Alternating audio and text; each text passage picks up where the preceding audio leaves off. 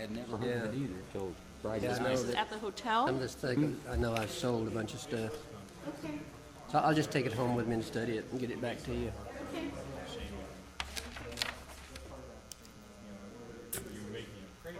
No. I think she warned me about some hearing that they're planning for. Yeah. That I think the law was fairly straightforward. So I thought I remember talking to her about it last week, because there's times when you want the assessor's council to warn you far enough ahead of time so that you can write a memo to the board on some, new and confusing issue.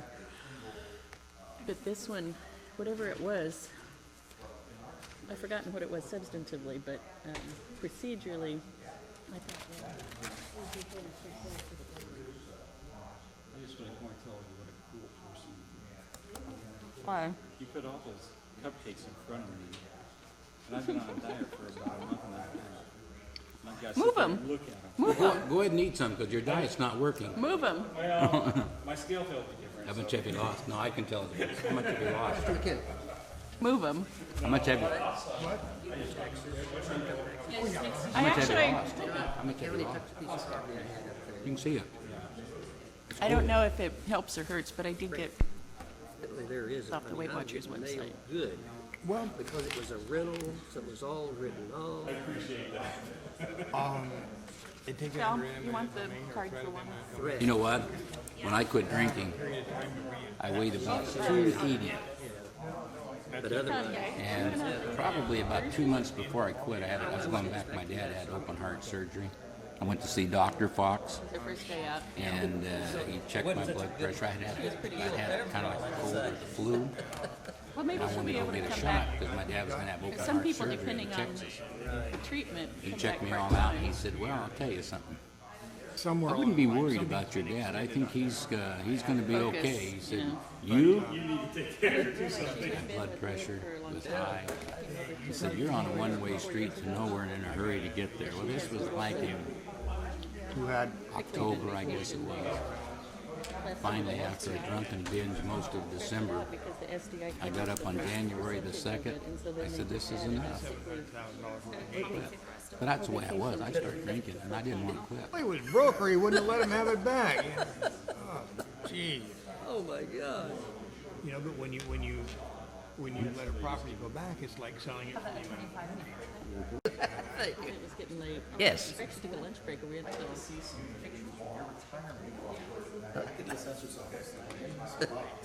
Really? yes, Yes, they were. Black and white, I take it. Yeah, we'll see if they want to. Yes. How's one? That was quite a She's party. having surgery today, Yeah. so her email was I that they mean, would know if everything that was a different time. Yeah, that's true. they had to do. So, yeah, so I don't know how Oh no. how the process got Oh started. man, what in the world's going on She's here, okay. She's kid? doing really well. She's You still have to wear it. You have to wear that thing now to be recognized. has surgery today. Yeah. Are you? I gotta tell you what, you got some community. Met up with them the other Yeah. day. Hey. It's a good time. I would say Good she time seems for you to scared. retire then. Yeah, if you'd I like mean, with the to, change of yeah, all that you had over there. It's Hey. on our agenda for Yeah. the reorganization and then basically bring it up. Make a new. Yeah. You bet. Are you? That's good. That has a great deal to do with your happiness. Hey, I've never regretted retiring when I did. I mean, Barbara. I was only there 30 years. John, just to warn you, Yeah. You got what, 38? This is 36. this morning, 36 and I tried to utilize your chair. And I didn't actually have a second one here. Oh, you did? Probably had sucker everybody into accepting a nomination and the nominations will immediately cease. Yes.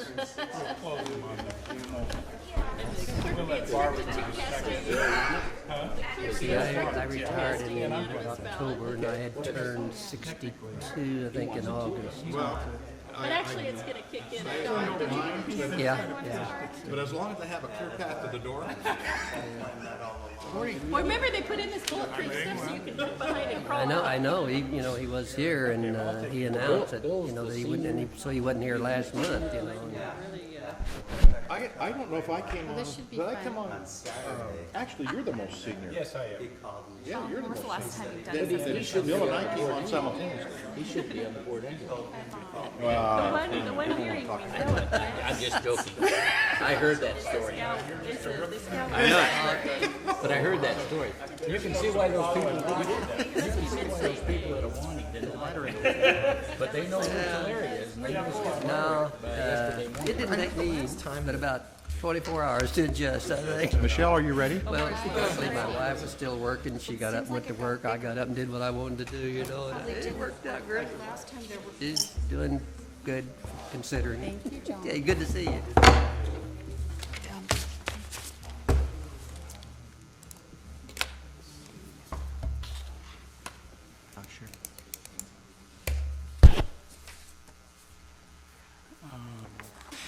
I'd like to convene the March 21st, 2011 meeting of the Assessment Appeals Board for Tulare County. Today, sitting on the panel is myself, George Ozunian, Skip Barwick, and William McKinley. Alternates are Jim Young and Al Beard. Al is retiring. This is, I believe, going to be your last meeting, Al. So we'll address that in just a second. I'd like to go to agenda item number 1 and ask for public comments. Is there anybody from the public that would like to make a comment? Hearing none, we'll move on to board members, staff, and assessor comments. Is there anyone from the assessor's office that would like to make a comment? Oh, we're moving along quickly today. Okay, next agenda item number 3 is reorganization of the board. We, as I announced, have a retiring member, Al Beard, and we'll need to elect a new chairman, vice chairman, and could I hear a motion to that extent?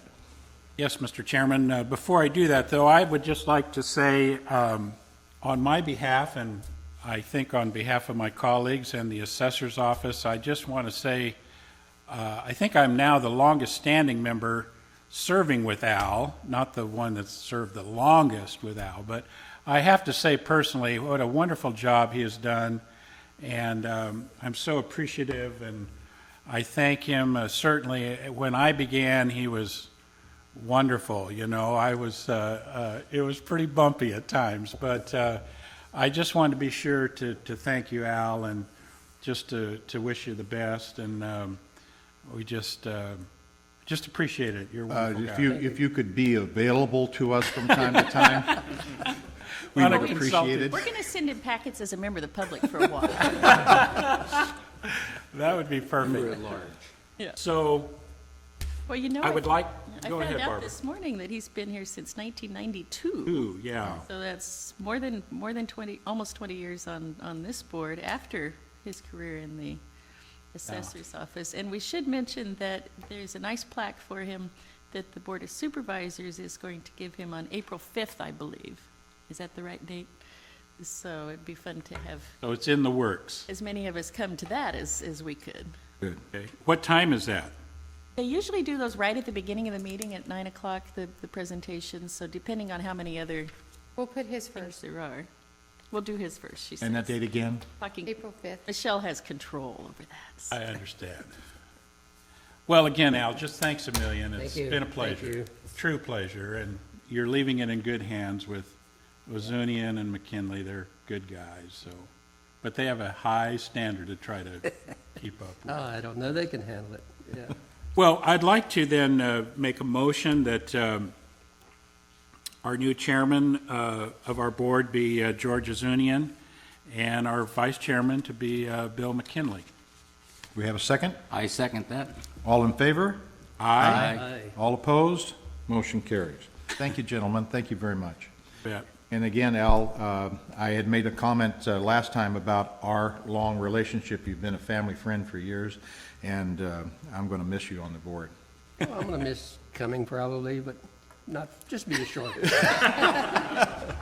Let's see, are you really going to miss Roller? I want to know that for sure. Since we're on the recorded document here. I'll probably come especially down when listening. it's when it's his last day. I'll probably come down and make sure. Mr. Barrett, I wish you would give us your phone number before you leave. Good.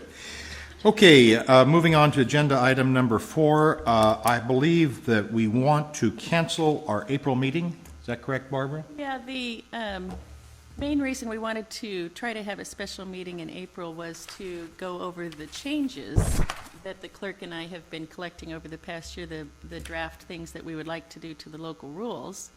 And as the board members know, your regular clerk is now out on medical leave. And when Michelle and I were talking about it, we decided that since Juana is so intimately involved in those rules, and the real purpose of the rules is to mainly give guidance to the clerk, that there isn't any particular urgency in amending those, and so I thought we'll just wait till she gets back and work on adding it to the agenda of one of your regular meetings next fall and taking care of it that Good. way. So we just, as you know, we had a tentative meeting in May for the same purpose, so then there will no special meeting in April, no special meeting in May, and we never have hearings on the merits in those 2 months anyway, so you're completely off duty till June. Okay. Do you have an update by chance, speaking of meetings, of the status of that 3-day in September? Is that still on, or? It's still on for August 31st, September 1st, and September 2nd right now. Okay, all right, I wasn't sure. I don't know if either of the assessor's representatives has any sense of whether it's really going to go or not. Your guess is as ours. Our understanding is that they had settled the issue that had gone to court, but still haven't got that completely memorialized in a document to send back to our board My understanding for is that 1 basically year. they have agreed to methodology at least for one. But applying that methodology to future years, the applicant doesn't agree with it. At this point in time, I'm not sure where we're at with it. Yeah. Yeah. So they had various things going on with expert witnesses, I think getting sick and various other things that caused different delays. You know, it's been being postponed ever since I got here more than 3 years ago. I don't know when it was first scheduled. It's interesting that Mr. Young will be the only member left on the panel that heard it originally. Oh, really? Was that in Well, not the was that in 2004 when the first hearing? Actually, Now it goes back in the 90s. yeah. Yeah. Is it really? I think I heard the one where they Been appeared. around. Because I think the one that went to court was 2004 or 2005. I think 2004 went to court, 2005 is the beginning, but we have 2005, 6, Right. 7, 8, 9, 10. Because each year they appeal again and we just add it to the pile. Yeah. Okay, do I hear a motion to cancel our April meeting? So moved. Oh, second? We have a second. Motion and a second. All in favor signify by saying aye. Aye. All opposed? Motion carries. Okay, we're into our hearings of cases. Agenda item number 4, First State Investors, 5200 LLC. Madam Clerk, would you like to swear in the applicant? Well, let's make sure we got people here first. Yes. Anyone here on this case? Actually, Mr. Zunian, the appellant submitted late a request to withdraw after the opportunity that they normally are given by WANA to submit it. So we have a copy of the request to withdraw with us today, but they have already come to agreement with us prior to the hearing, and we're going to be taking care of that for them. So you're anticipating withdrawal? Not anticipating, I actually have it. Have it withdrawal? handy. Okay, good. How do we want to do this? Do we want to take all of the withdrawals, because we're going to have at least a couple of others? Do we want to take a motion on all of them at the end, or one at a time? Let's do them all. Okay, So we'll hold this one off till the end. then. right. That'll take us to agenda item number 5. Pamela and Walter Neal, are they here? Any comment or? Mr. and Mrs. Neal's representative, Ms. Forrester, is here, and Ms. Forrester is actually representing 9 other cases before you this morning. Yes. And in conversations with the clerk, we've discussed and feel it would be most expedient to hear all of those at one time since they all involve the exact same issue. And the clerk will be handing out packets for each one of those to you. Can you tell us which numbers on the agenda those are? It is going to be number 5, number 8, 9, 13, 14, 15, and 16. And 16, And 16, and number 19, number 19, and number 23. and 3. I believe that's it. Now, we did not get a hearing confirmation notice back on those. Is the assessor okay with proceeding on those? We are. Okay, because under the local rules, you wouldn't have to. We're okay with it. Okay. Do we need a motion to change the agenda item order? No. No, You okay. can take things in any order you want. Very good. Then, Mr. Zunian, Go excuse ahead. me, I have to recuse myself on number 5 only. 5 only. Okay, that means If we're that, going to hear them all together, though, the parties, I think, are planning to discuss them as though they were one item, in a way. So we had probably better have an alternate sit on all of them. the alternate, next one would be Mr. Young. Is that okay? Sure. Okay. So I'll just for, say- for these items, then, the panel would be myself, Mr. Barwick, and Mr. Young. Mr. Chairman? Yes. Just quickly, as a thought, I see other folks in the audience, so is this going to be a fairly long process? Should we, I don't believe it to be so, Mr. Young. okay, all right. Item number 10, Garth brought, That's not one of these. well, it's one of them she's addressing, though. Okay. Item number I believe that, am I correct in Have a that that one's different going to be a agenda? withdrawal? 13, I'm sorry. Oh, 13, okay, yeah. All right, good. The 10, Okay. I was gonna say that's- Okay. I erred. So, the Are we First squared mistake on this week. who's panel? going to be, yeah, you Yeah. have to do that first. yeah, the panel is going to be myself, Mr. Barwick, and Mr. Young, I'm sorry, I can't hear okay? you. And the items are going to be, again, Wait, hang on a second. right, The problem is, although it's the same legal issue, it's completely separate applicants. Yes. And so we thought that for purposes of fine. having a complete record, we needed to repeat the information for each one. So you're Okay. getting a whole bunch of applications with similar but not identical information, is my understanding. then we'll go ahead and again, repeat the agenda items just before we swear in those that are here on the item, along with the assessor. Right. Okay.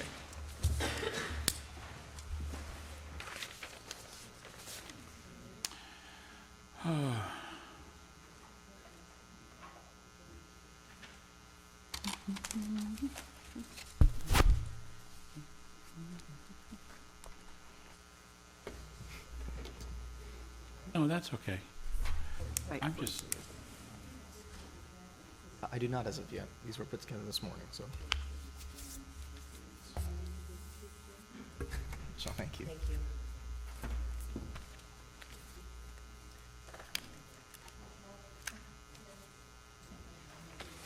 Nine copies of these things.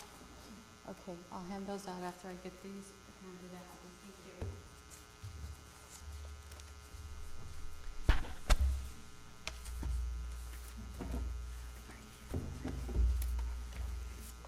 Thank you, Michelle.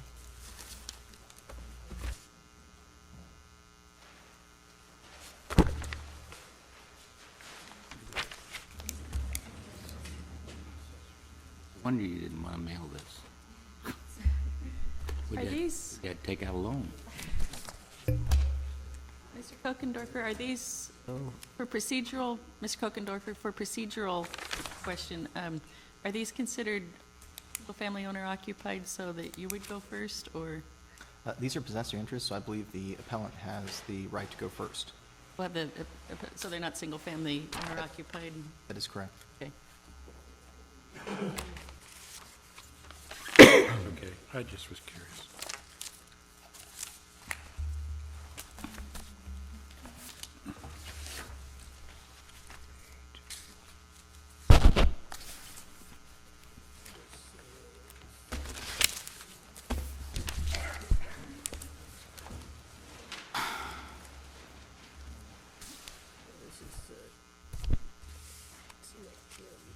Yeah, I'm not sure.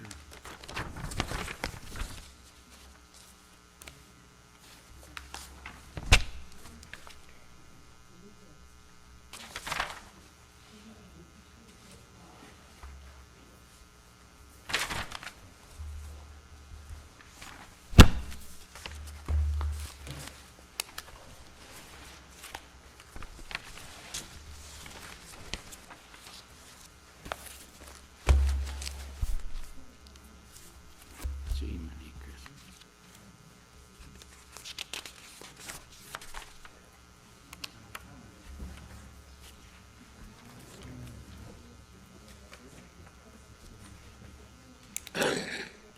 No.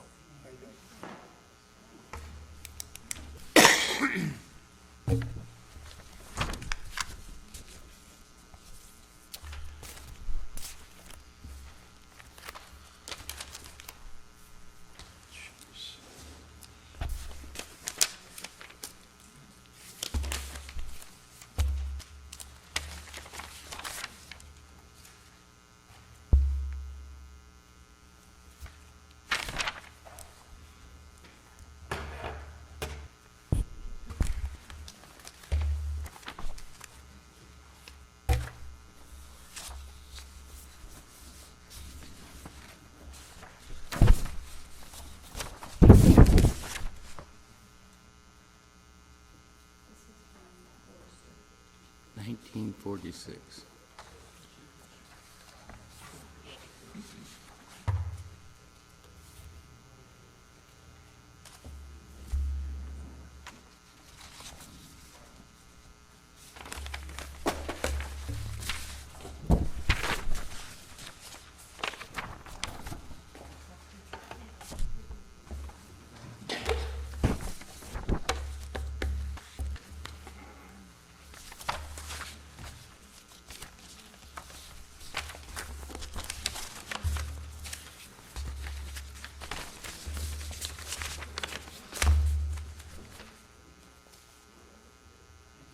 Can you share?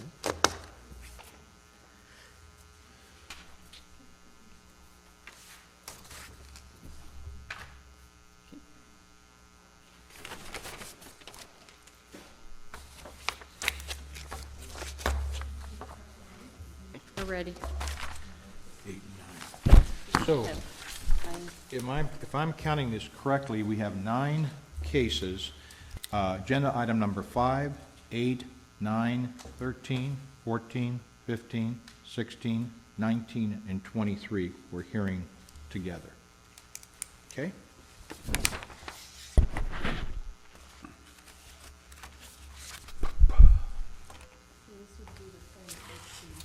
Read them into the record and then swear in the witnesses. I guess then the next issue then would be the swearing in of the assessor and all of these applicants. Well, and we'll read the applications into the Yeah. record. So we're going to Just swear in as- the assessor right now? What we'll do is read them into the record, and then we'll swear in the witnesses for the assessor's office and the witness for this hearing. Okay. Item 5, Pamela D. and Walter H. Neal, application number 2008-3870, APN number 990-196-682-000. Item number 8, Eleanor Forrester, application number 2008-3855, APN 990-196-680-000. Item number 9, Doug and Helen Wheeler, application number 2008-3860, APN number 990-196-687-000. Item number 13, Garth C. Brott, application number 2008-3865, APN number 990-196-677-000. Item number 14, Maria Wolf, application number 2008-3869, APN 990-196-861-000. Item number 15, Dolores M. Inez, application number 2008-3871, APN 990-196-695-000. Item number 16, Mike Larson, application number 2008-3872, APN 990-196-684-000. Item number 19, James E. Strain, application number 2009-00012, APN 990-196-710-000. And then item number 23, Ervil W. and Judith T. Carter, application number 2009-00169, APN 990-196-684-000. Okay, and could we have them then now sworn in? Okay. Are we going to spell Eleanor? Okay. Please raise your right hand. Repeat after. Do you solemnly swear or affirm that the testimony you're about to give in the matter now pending before the Assessment Appeals Board is the truth, the whole truth, and nothing but the truth? Thank you. And the applicant, are they here to be sworn in? Well, what we're doing is Okay. swearing in the applicants for each hearing. Right. Swearing the assessor's witnesses just once first thing. Correct. Now, on application number 23, I noticed that it was checked off as single-family residence, and yes, we're living in it. Is that true? The rest of them are checked off, single-family resident, we're not living in them for rental. Is any of these cabins being, or properties being lived in by the owner? By the permit, Mr. Zunian, they're actually restricted from permanent residence, so the answer to that. Okay, I would so say- in effect, then the application just had the wrong check marks? Correct, sir. Okay, that's fine. All right, just want to make sure that we're on the same page. If that's the case, then the applicant would present their case first. Okay? You're on. Before we begin, I want to make sure that you have this in front of you.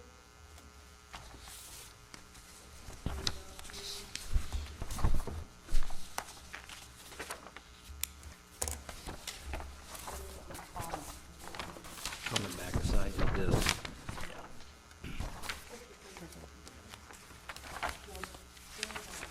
Actually, take it back, Oh, okay.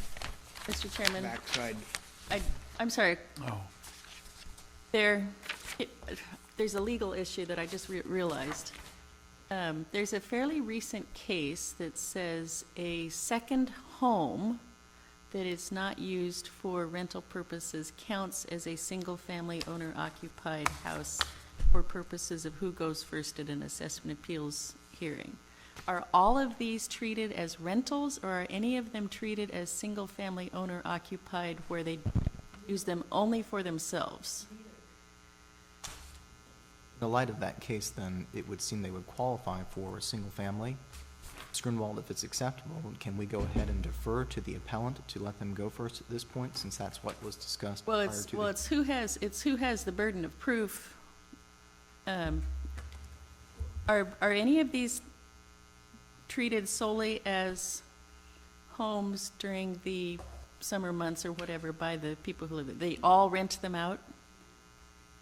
I believe They're that vacant. this is a leasehold property. It's occupied sporadically during the season when they can access the cabins.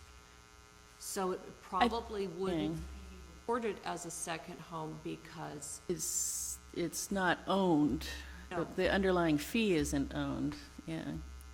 Well, I think for purposes of this hearing, we'll treat it as the applicant having the burden of proof, and then we'll see if we become the case that says that case should be extended to a lease. But for now, we'll treat it as a lease, not changing the procedural rule that the applicant goes first and bears the burden of proof. I'm sorry for the interruption, but I just thought of that. My apologies. Honorable Assessment Appeals Board, thank you for accepting our June 2009 appeal applications for a changed tax assessment on our United States Forest Service permitted lot improvements and scheduling the hearing of our appeal. I'm sorry, Ms. Forster, we'll actually get you better on the microphone if you sit down. Let me just sit down. Yeah, I'm sorry. Oh, okay. Make yourself comfortable. Shall I start again, or? No. Might be better, I got distracted. Honorable Assessment Appeals Board, thank you for accepting our June 2009 appeal applications for a changed tax assessment on our United States Forest Service permitted lot improvements and scheduling the hearing of our appeal this March 2011 morning. I'm Eleanor Forrester, corresponding secretary of the McIntyre Tract permittee holders. As corresponding secretary, I am representing 14 recreational resident permittees who sent you appeal applications. 9 have been accepted for this hearing. Some of these persons are here today, and I'd like the folks from the McIntyre Tract that are here today, if you please stand up. Thank you. I'd also like to ask, has anybody else in this room ever been there? Does anybody know? Where is the McIntyre Tract? I'm John Bradford. I'm an employee at the assessor's office, and during my early years of employment with the assessor's office, I made at least one occasion field visits to the tract, or I think we had some farms.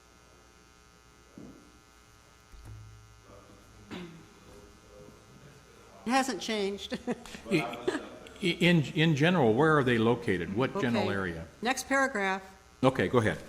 The McIntyre Tract of 27 lots, 26 lots have improvements. The one lot has never been permitted by the Forest Service, is located on the south fork of the middle fork of the Tule River, 2 miles east of Camp Nelson, through and adjacent to the public Belknap campground within the Sequoia National Forest and the Giant Sequoia National Monument. Does that help? Sure. Camp Nelson, close to it. Yeah, 2 miles east. If you go to Camp Nelson, you won't see it. Okay. You have to go clear to the end of the road. We are here to appeal the supplemental tax assessment that was mailed to all McIntyre Tract permittees on April 29, 2009. These same supplemental tax assessments were also mailed to the other tracts in Tulare County, which I have in parentheses, Soda Springs, Coy Flat. The numbers behind them are how many improvements are on lots. Soda Springs, Coy Flat, Deer Creek, Spear Creek, White River, and Pozo Park. Okay? We appeal the designation of our cabins to be under a possessory interest tax on the unrecorded secured tax roll of Tulare County. These are United States Forest Service permitted lots. There has been no change in ownership or new construction on these permitted lots from the United States Forest Service. 9 of the lots are still permitted to the original families of 90 years ago. Another 10 families are second or third permittees for 70 years. Only 7 of these lots have had multiple permittees. For decades, the cabins have been on the unsecured tax roll as personal property. Now they are on the secured tax roll, unrecorded, and new APN numbers have been assigned to our lots. And with that, I would invite you to look at the tax records that are in your hands. And if you look on the back, and of course, because these cabins have been all in the same families for years, we can dig up old records. So here you see a 1946 tax receipt for unsecured property tax as personal property, and this is lot 24, one of the innesses that was read. That's one of the 9 appellants today. On the back side, at the bottom of the page, you'll see a 1978-79 tax bill for unsecured property taxes. And there's an assessment number there that says 09380. Well, this year's tax is all of a sudden a secured tax statement. Nothing's changed. And now we have an APN number, an assessment number, on land that is the forest. And I don't know how they do that, because, you know, they would have had to go up there and do surveys and figure out which lot's which. It doesn't exist. So now we have a new assessment number, 92500015400. So we'd like to know how and why and when did this morph from unsecured property on personal property, the secured property that's unrecorded but has now a new APN number. It's very difficult to get any kind of a history. If, you know, Cheryl has had a dickens of a time trying to find information about that. This is double taxation if the county taxes our permitted lots, because we're already paying the Forest Service for that land. And in 2 cases, Gottstein versus Adams and the City of Los Angeles versus the Board of Supervisors, it was declared that a tax against government land is void. We already pay a permit fee to the Forest Service for these lots every year since the 1920s. So now comes the possessory interest business.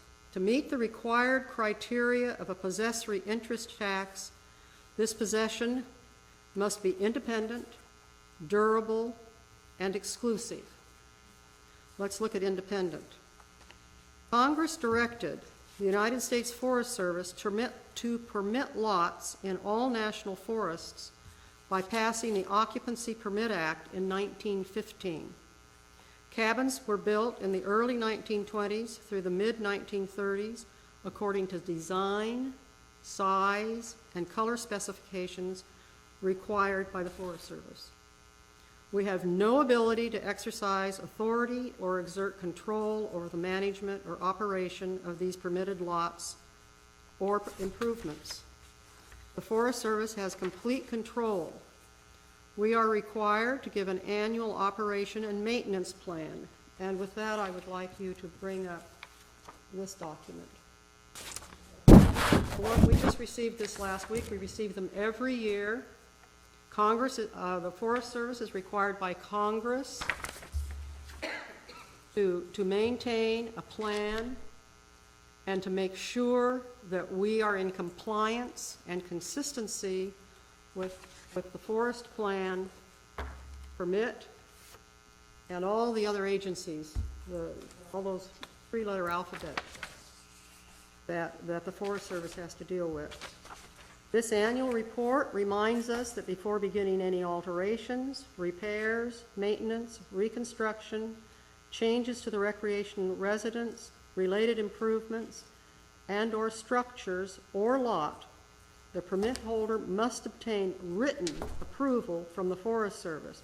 And I want to say this is even if a tree branch grows through our roof, we cannot repair that roof without written permission from the Forest Service. We have no independence.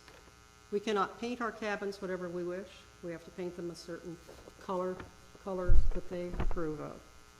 How responsive are they to a request? Well, it depends if it's very dangerous. If it's life-threatening, they will come up, like if a tree is dead and it looks like it might fall, because this is on a steep hillside.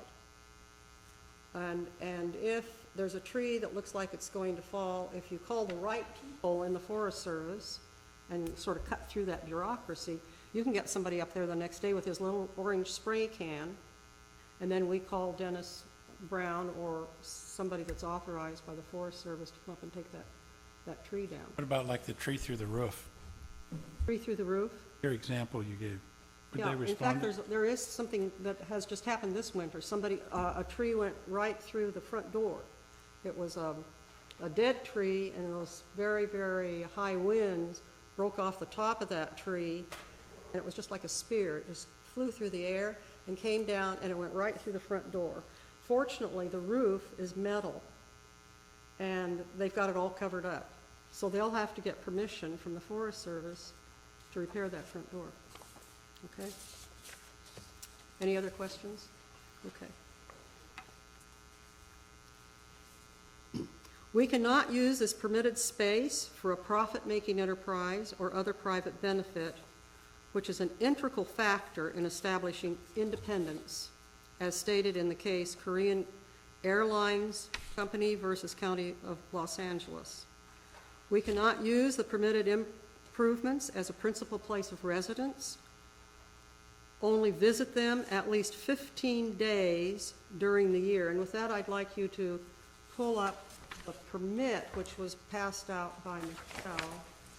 And if you'll turn to page 2.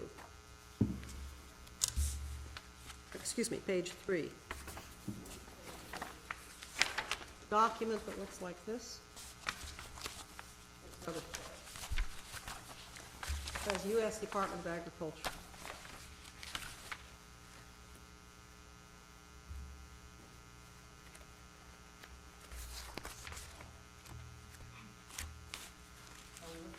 I'm not, no, we're not.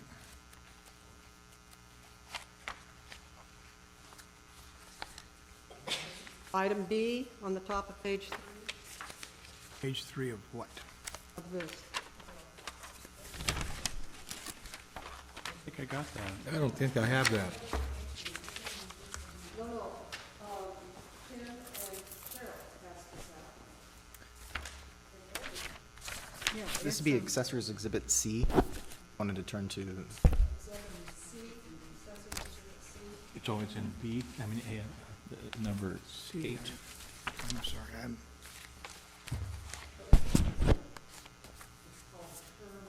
yeah, I see what you're saying, but I don't see the paper.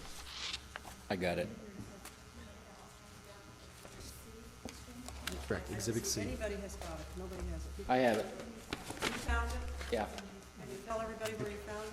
It's in the back exhibit, there's several pages, it's page 3. Oh, of each Back in the back. packet, I see. Yeah, Okay, in the back. okay. Each okay, packet, I okay, see.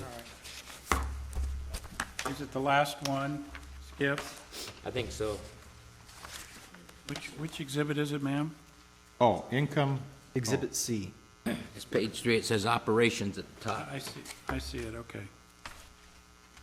Sorry about that. Special term permit, Got it. everybody have it? Yeah. okay. All right, Got it? yes. Okay. Keep this in your hand because we're going to refer to it a couple more times.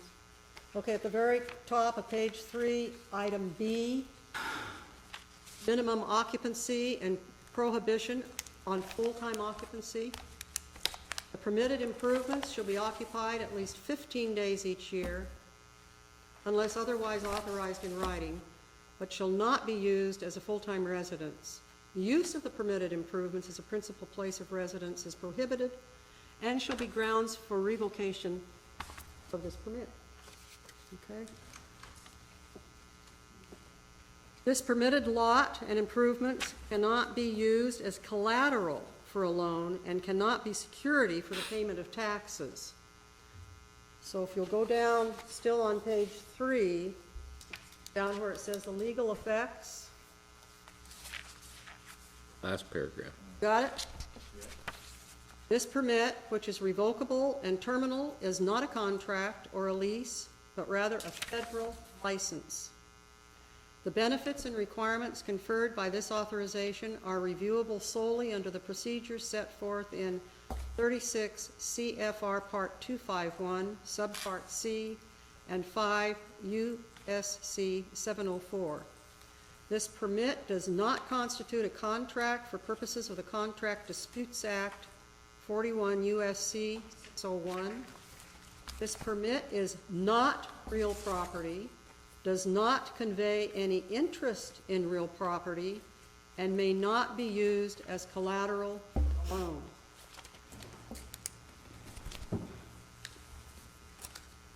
Okay, let's go to durable. One of the other requirements of possessory interest. The United States Forest Service reserves the right to cancel any, all permits if they choose to use the land for a greater public good. And now I'd like you to go to page 9 of this same document.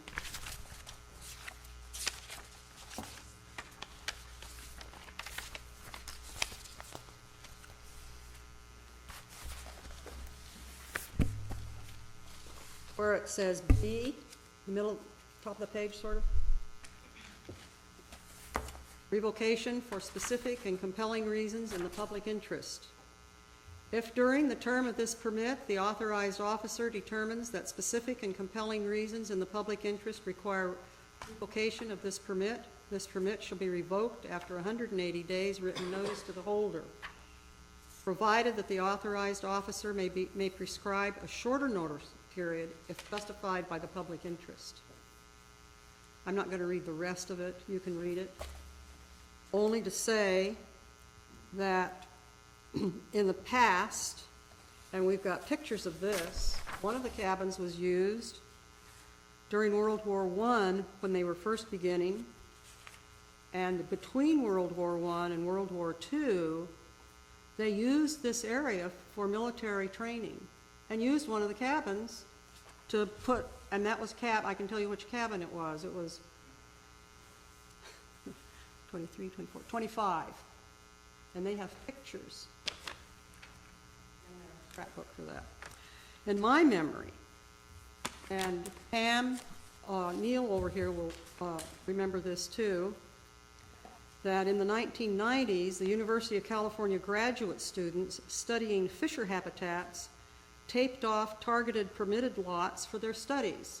We went up there one weekend, and here's this yellow band, do not enter, because they were studying those fishers. They were studying where they went, their trails and things. That's the kind of thing that can happen. And now that we are in the giant Sequoia National Monument, we are more vulnerable for restricted changes in our permit.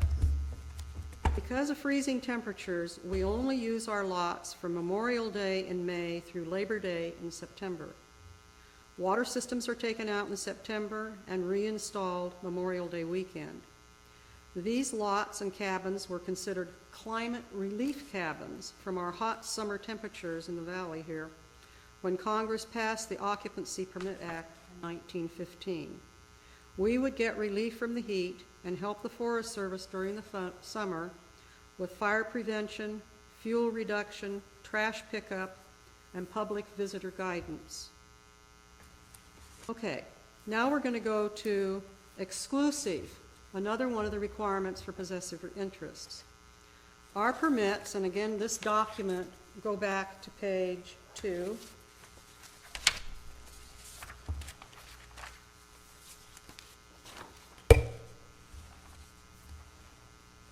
Explicitly states, the use and occupancy authorized by this permit are not exclusive.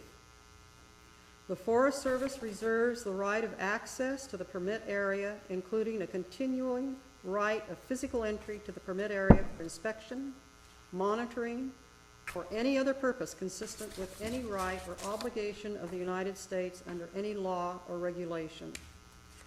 Forest Service reserves the right to allow others to use the permit area in any way that is not inconsistent with the holder's rights and privileges under this permit after consultation with all parties involved.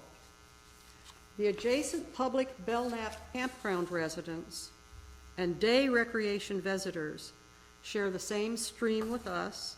Fences are not allowed. Hiking through our permitted lots, fishing, and dipping in the river are daily activities from Memorial Day weekend in May through Labor Day in September by the public enjoying our shared space. Stuck and lost vehicles, lost hikers, and the injured public receive our help. In closing, I appealed to change the McIntyre Tract Tulare County tax designation of secured, non-recorded, possessory interest back to unsecured private property as it was for many decades. Proposition 13 would continue to be applied to the improvements. And we shall continue to ask the question, what services does Tulare County provide in return for our taxes?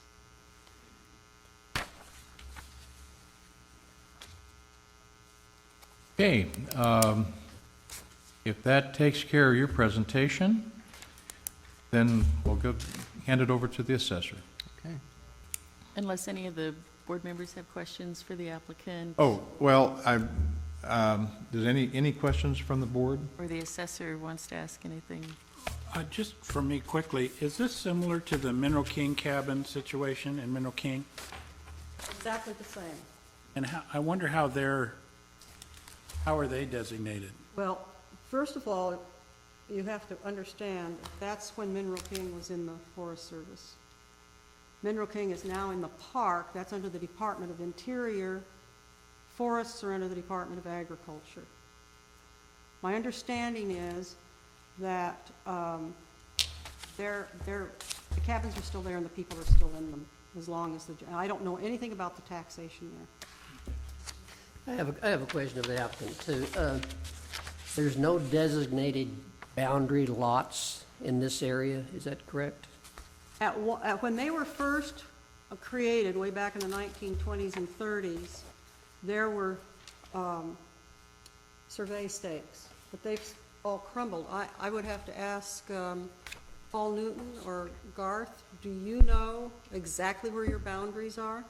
Well, I think that, wasn't it 2 or 3 years ago when we were... I'm sorry, if we're going to have an additional witness, we need to have him come up to a Sworn in. microphone and be sworn in.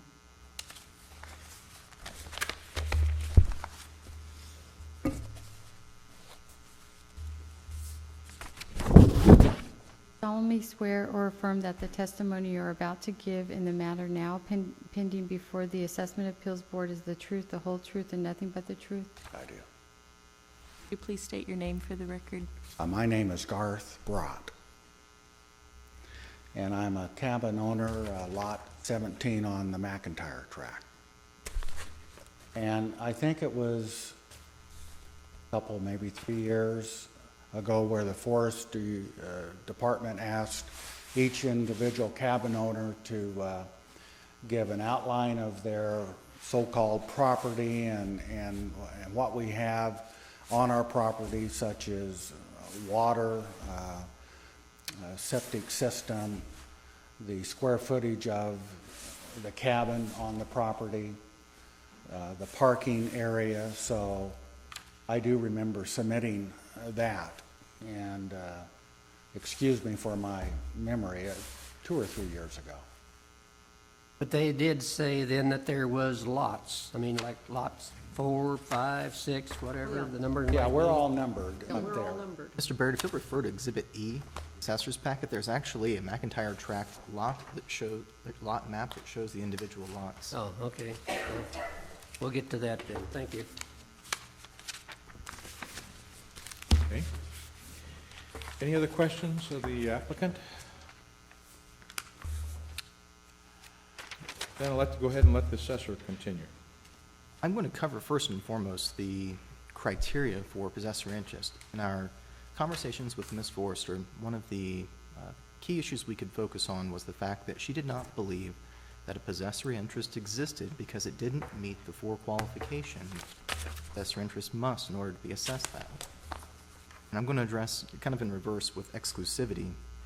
Mrs. Forrester raises a question about Section I, which is Exhibit C, page 2 of her permit. And in that, the last sentence of Section I states, "The Forest Service reserves the right to allow others to use the permit in any way that is not inconsistent with the holder's rights and privileges under this permit." In looking at this, I asked myself, what rights does the permittee have? And after reading a large amount of documentation on this particular issue, it appears the permit holders have the right to occupy, possess, and maintain a recreational residence on Forest Service lands. This is best summed up, although supported in other places, by the Forest Service's actual definition for what a recreational residence is.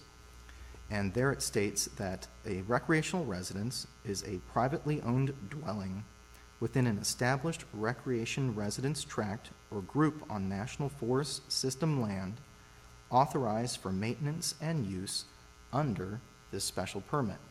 That's where, That is in Forest Service Manual 2340.5, which is not in your packets. okay.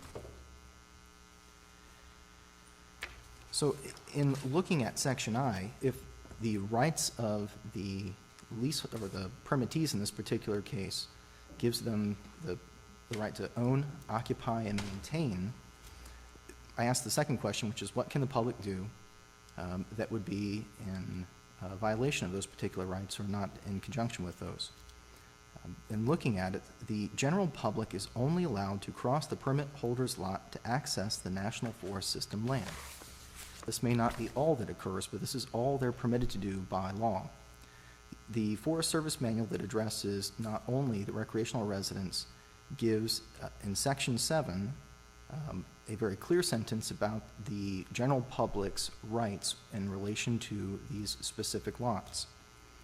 And in that, it states, within the recreational residence tracts, the general public may access National Forest System lands by walking across the permitted lot or parking in areas not under permit. It gives them no further rights than that.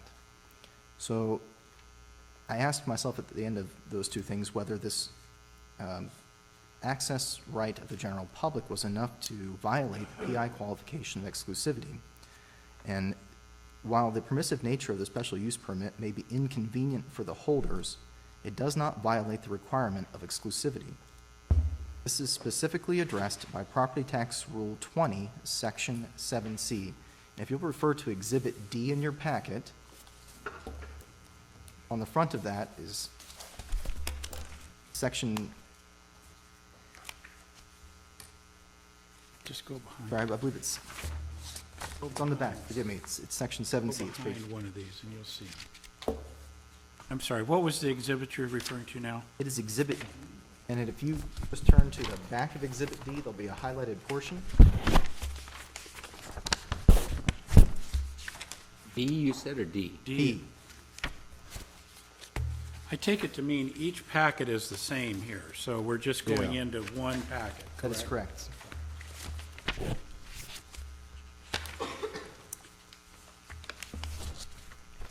And where were you going now? On the back page, Section C that is highlighted, Yeah, there you'll notice it states, in no event shall the presence of occasional trespassers or occasional interfering uses be sufficient in and of itself to make non-exclusive a use or a right or a claim to use that is otherwise exclusive for the purposes of this regulation.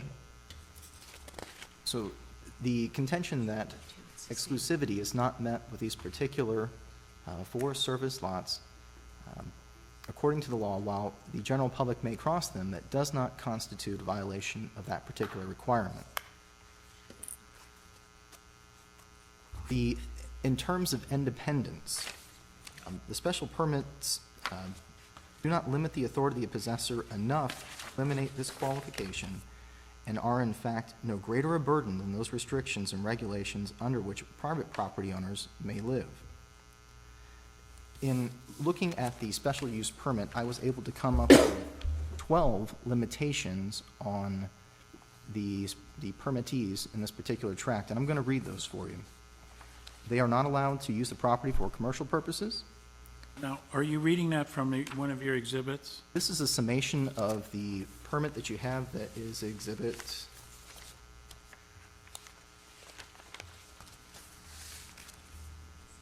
Okay, it's okay, go Exhibit ahead. B, I believe. In looking at it, they are only allowed to use the property for residential purposes. The cabin and land are subject to inspection for neatness, appearance, appropriate use, compliance with health and safety codes, building codes, and other local government rules. It requires an operational and maintenance plan. Occupancy rules require a minimum of 15 days occupancy per year.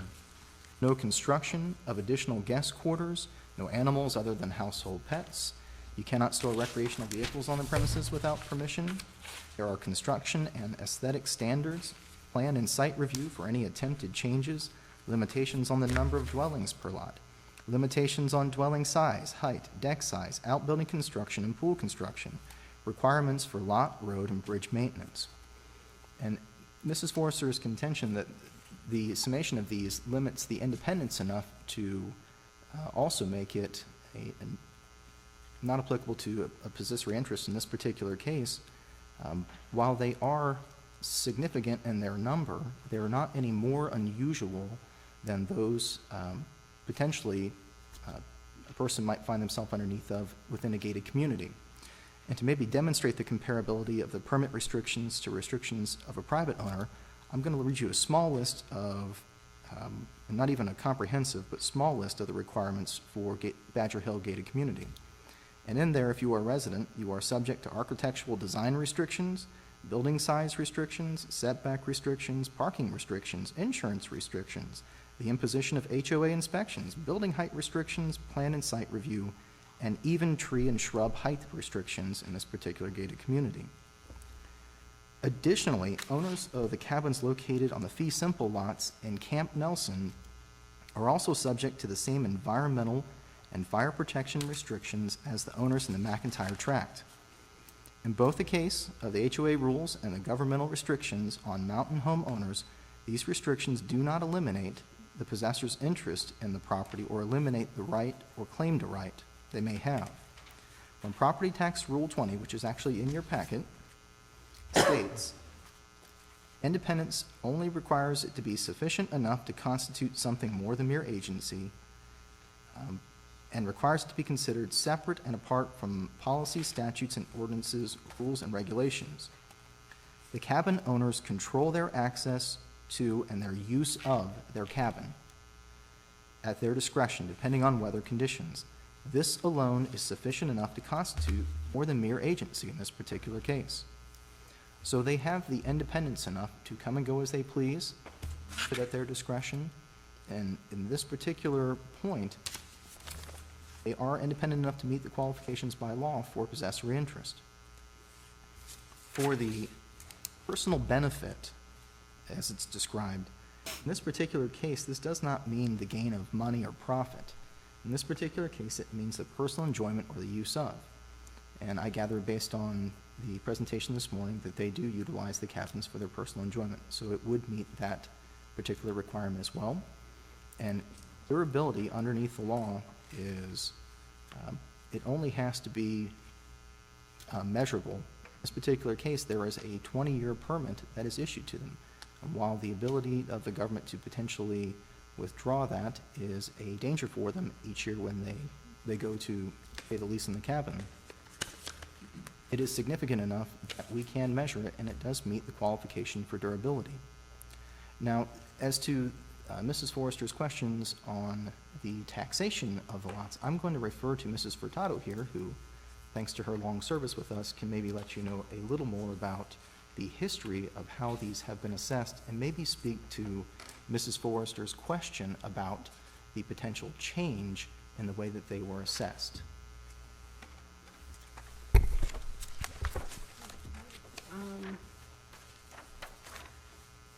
Well, I tried to do some research, because Mrs. Forrester had some questions on basement and track records back to 1960.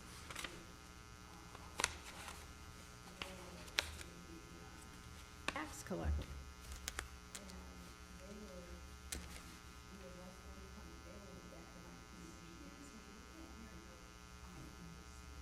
Oh, okay.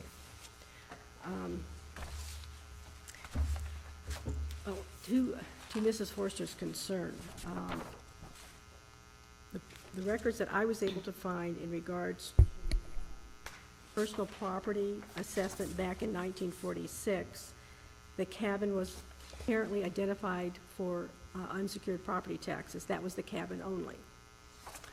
I only could find records going back, our side, the assessor's side, going back to 1968. And we did assess for possessory interest tax on the land, and we did have it as a secured lease. And we valued the possessory interest on the land, and we had a factored base year value on the cabin. And it had a 220 number, which is the book number where this property is located. Fast forward to the 1990s, this is where this 925 number first appeared.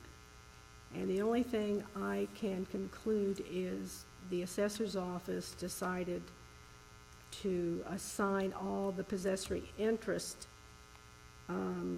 real property, structures, cabins, also affected that are owned by private party. We also have these in our airport. Find them a 925 number because only surmise that we have to issue supplementals.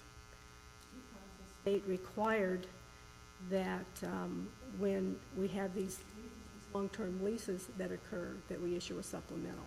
And this is why we are here today, is because of a supplemental that was issued to these cabin holders. Before that, we did not issue a supplemental on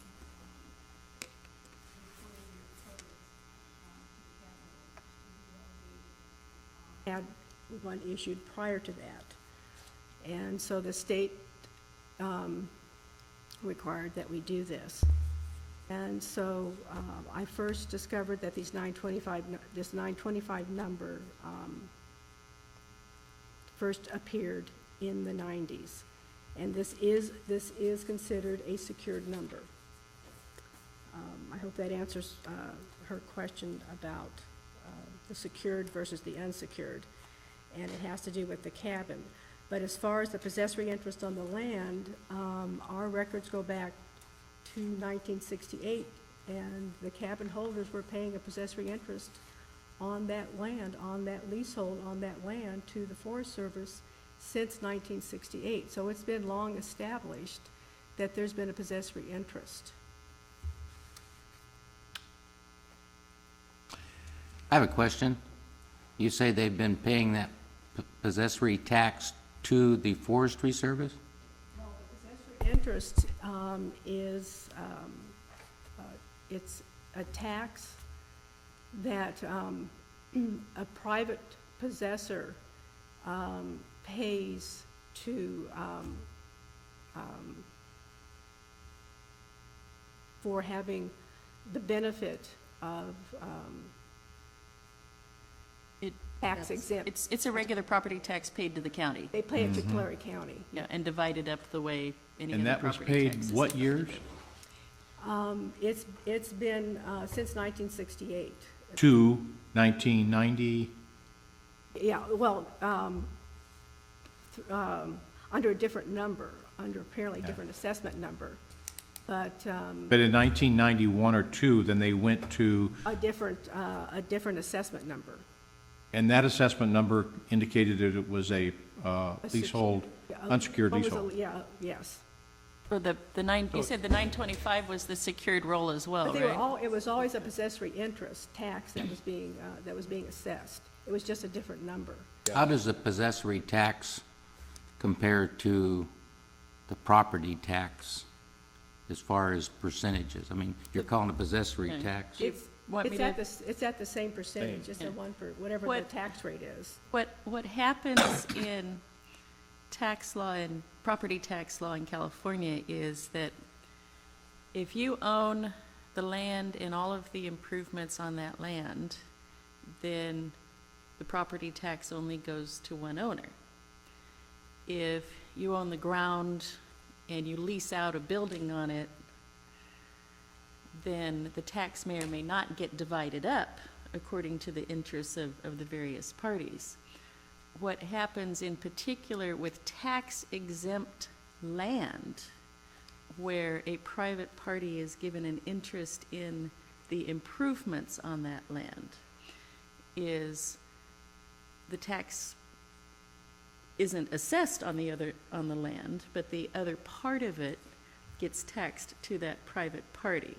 So it's a way of capturing the value of part of the property that's in private hands. Leasehold improvements. Generally, that That's what type you're of comparing, thing, yeah. And so a Leasehold lot of improvements. times when a government will lease out surplus property, then one of the things you put in the lease is who's going to pay the taxes on that possessory interest. Could I ask the applicant a question? I mean, did you think that you had never paid possessory interest in the past? I only thought we were paying taxes on just the cabin. Okay, now years ago, like the assessor stated in 1960 or whatever, That's when your records went. yeah, there was always, to my knowledge, these possessory interest tax, but they used to assess that unsecured as a separate bill. They assessed the cabin unsecured as a separate bill. So it sounds like now they have combined those and are assessing it all in one assessment. Is that correct, from the assessor? That's correct. Yeah. So that's what has generated this deal. I mean, but you've always paid a possessory interest tax. It's not about money, it's about principle. I understand. Well, to my knowledge, I mean, if you're using any kind of government property, county, city, state, whatever it might be, and you have a right to use that, you have a possessory interest. Now, the value might be something to argue about, but you do have a possessory interest that no one else has, so and that has been assessed all these years in the past. It just may be that it came as an unsecured bill, the cabin came as an unsecured bill, and nobody really thought about it as being a combined unit or something.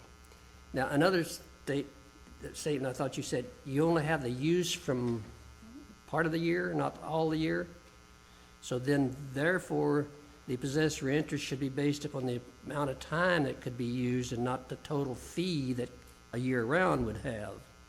So I had worked for the assessor's office back in the 60s, and I remember we had all kinds of possessory interests, and at that time, we did assess the possessory interest separate than the other improvements. So that's why I brought it up. I'd like to make a statement, though, too. On this tax statement they've got the land valued on it also. And, of course, they don't own the land. If you look at that 2010 secured tax, I'm not an attorney, and I don't know how the old laws, but they're not authorized to maintain. They're expected to maintain, but based on what the Forestry Service lease says, they have to get permission before they can do anything. You're also comparing to Camp Nelson and another area there, which are designated residential properties that have HOA or whatever you call assessed to them.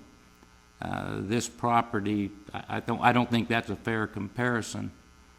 And then also, you mentioned hikers. Hikers have the same access and everything they do. They enter the property at their own risk. They have to get their own way down there.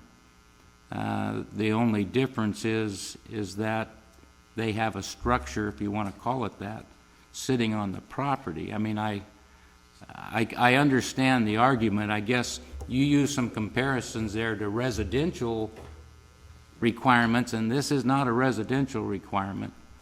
And they are very restrictive in their, by the way it sounds, as to what they could do. I mean, they can show up and the cabin be gone.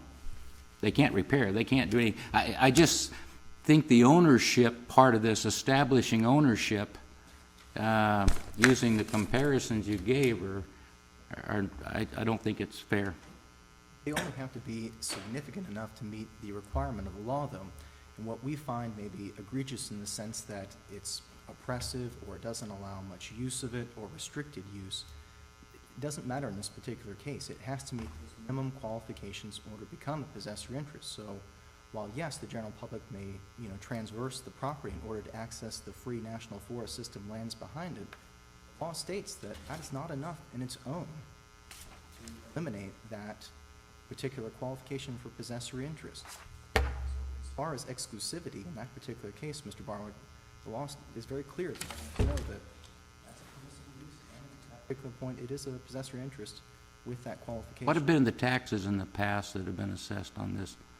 I mean, prior to this supplemental tax, I mean, how much does this supplemental tax reflect an increase, let's say, over what the taxes have been in the past? As you have the bills before you there, if you also notice on the top of your packet, I believe the complete supplemental amount in this particular case was only the contractual, roughly a $5,000 assessment, total assessment, so. I wanted to speak to term for just a moment, because I'm a cabin owner with fee simple, not related at all to this tract, but I believe the reference to the term of use from Memorial Day to Labor Day is a custom among cabin owners at higher elevations, but it's not a requirement. It's not written into the use of the cabin. It's just something that they've always done. And I was hoping perhaps Ms. Forster could speak to that. If they chose to, for example, extend their season and kind of push the weather, that they could do that if they wanted to. Unless you carry your water with you, because we're all responsible for our own water. When we take the water systems out, it's because the pipes will freeze. I would like to talk about the Camp Nelson reference. That's totally inappropriate, because that's private property owned by private citizens. They have no restrictions on their building. They can be 2 stories high, they can be 3,000 square feet. We're only allowed to have little cabins, 1,400 square feet. It's really totally different. And I think language and semantics here is really important. And what I want to know is how you could put an APN number on a Forest Service property. That just sort of, I just don't understand. Yeah. I'm willing to pay unsecured taxes on private property, but beyond that, it's all language. And it's not going to make a much difference in what taxes we pay, but it's language. Actually, it makes a difference in when you pay them. A property that is taxed on the unsecured roll, all the taxes for the year are due on August 31st. Yes, I know that. The assessor can do you a favor and put it on the secured roll, and then they're due, it's split up into 2 installments, and they're not overdue until after December 10th and after April 10th. So it's actually a convenience for the property owner. It's exactly the same taxes either way, it's just which roll it's put on. It actually helps the taxpayer for it to be put on the secured roll. Mr. McKinley's had a question there for quite a while. Go ahead, Mr. McKinley. I have one too, so. I want to know about the ability to sell these permits. Can they be sold? Can they be transferred? Not without Forest Service permission. And it's possible that they wouldn't give the permission. Have they ever refused to give permission? I know of some in other areas. There used to be 20,000 of these in the whole United States. Now they're down to 14,000. So 6,000 have not been re-permitted. Not one in our particular tract. However, we do have a cabin that had enormous damage to it. When did the Gibson's tree go down? Like 78 or something? And it's still down. They camp on their deck, and they camp in the 2 rooms that are left. But the Forest Service has never given them permission to rebuild, and the cabin is falling apart. And when it falls apart, it'll be gone. The other thing I wanted to ask is what brought about this appeal? In other words, why did the assessor change, or what did the assessor change And if the assessor changed something, was it a result of a current law or a result of a new enforcement? And my question basically is to the assessor. That was my question, too. Supplemental assessment occurred because the 20-year term renewed, and at that point in time, the law requires us to issue a supplemental assessment. And when did it renew? I believe it was 2008. Oh, so now we're 2011. Okay, These continue. are mostly 2009 applications, is that right?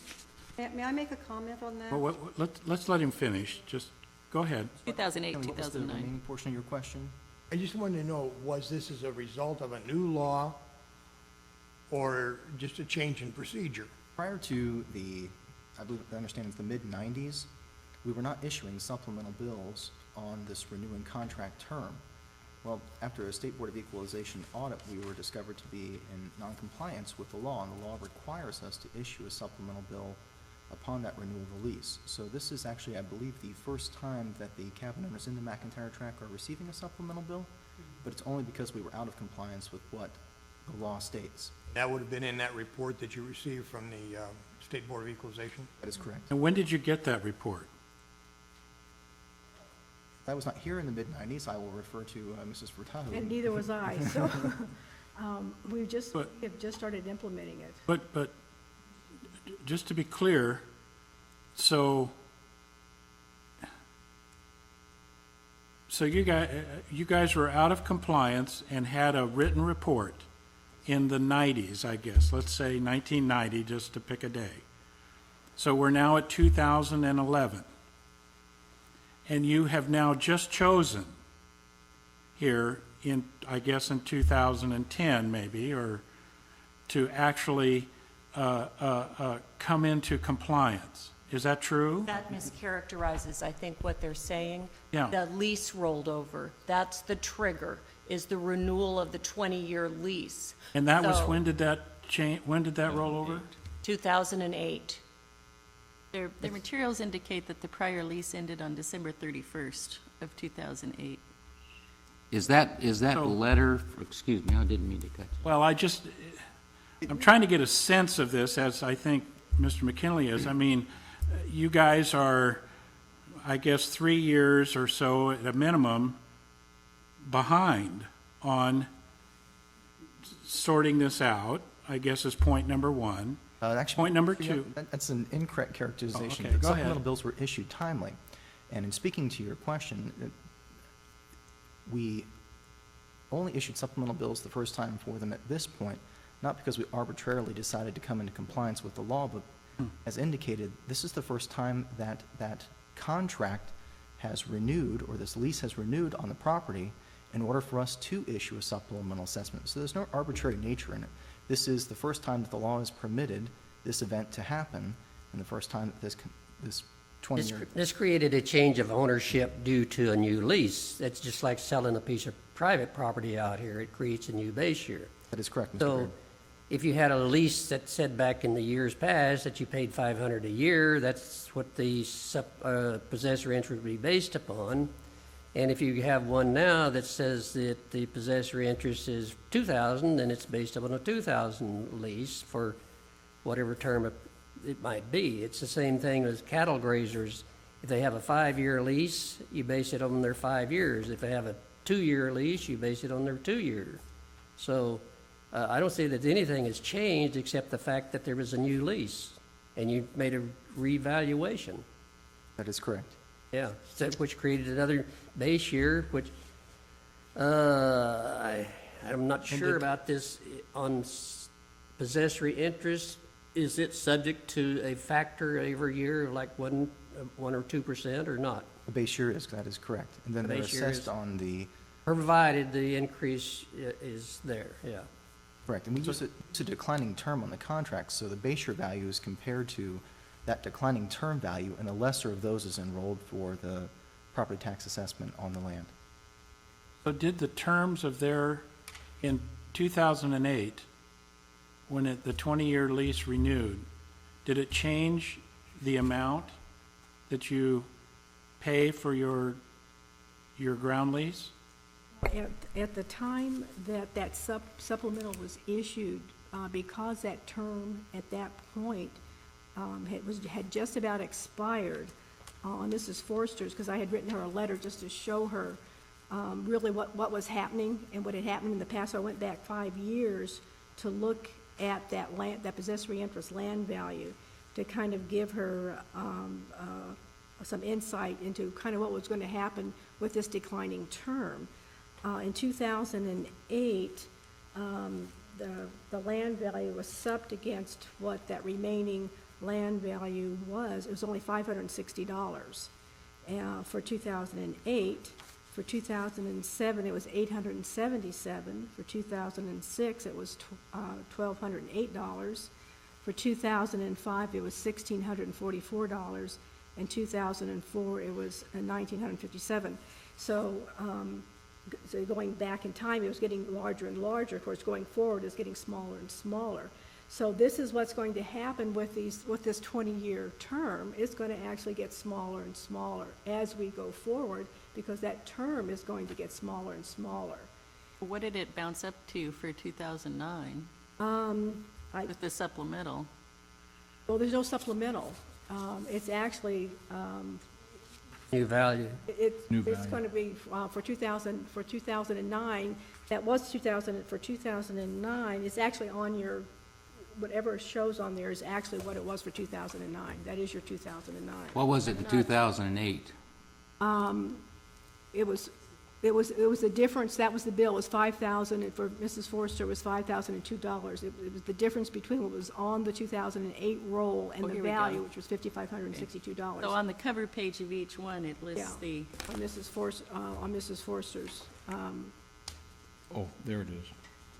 look at hers. 5562. for the supplemental.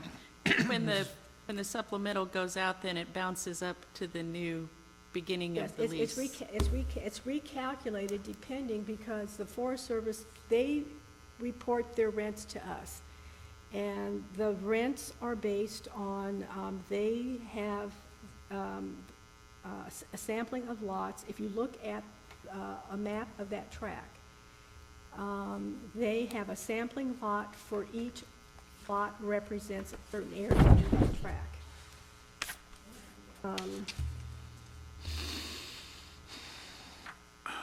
Foresters, you have a sampling for each one, you'll have 3 different lot values.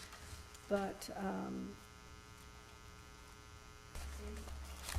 5% fee based on a 1998 land value.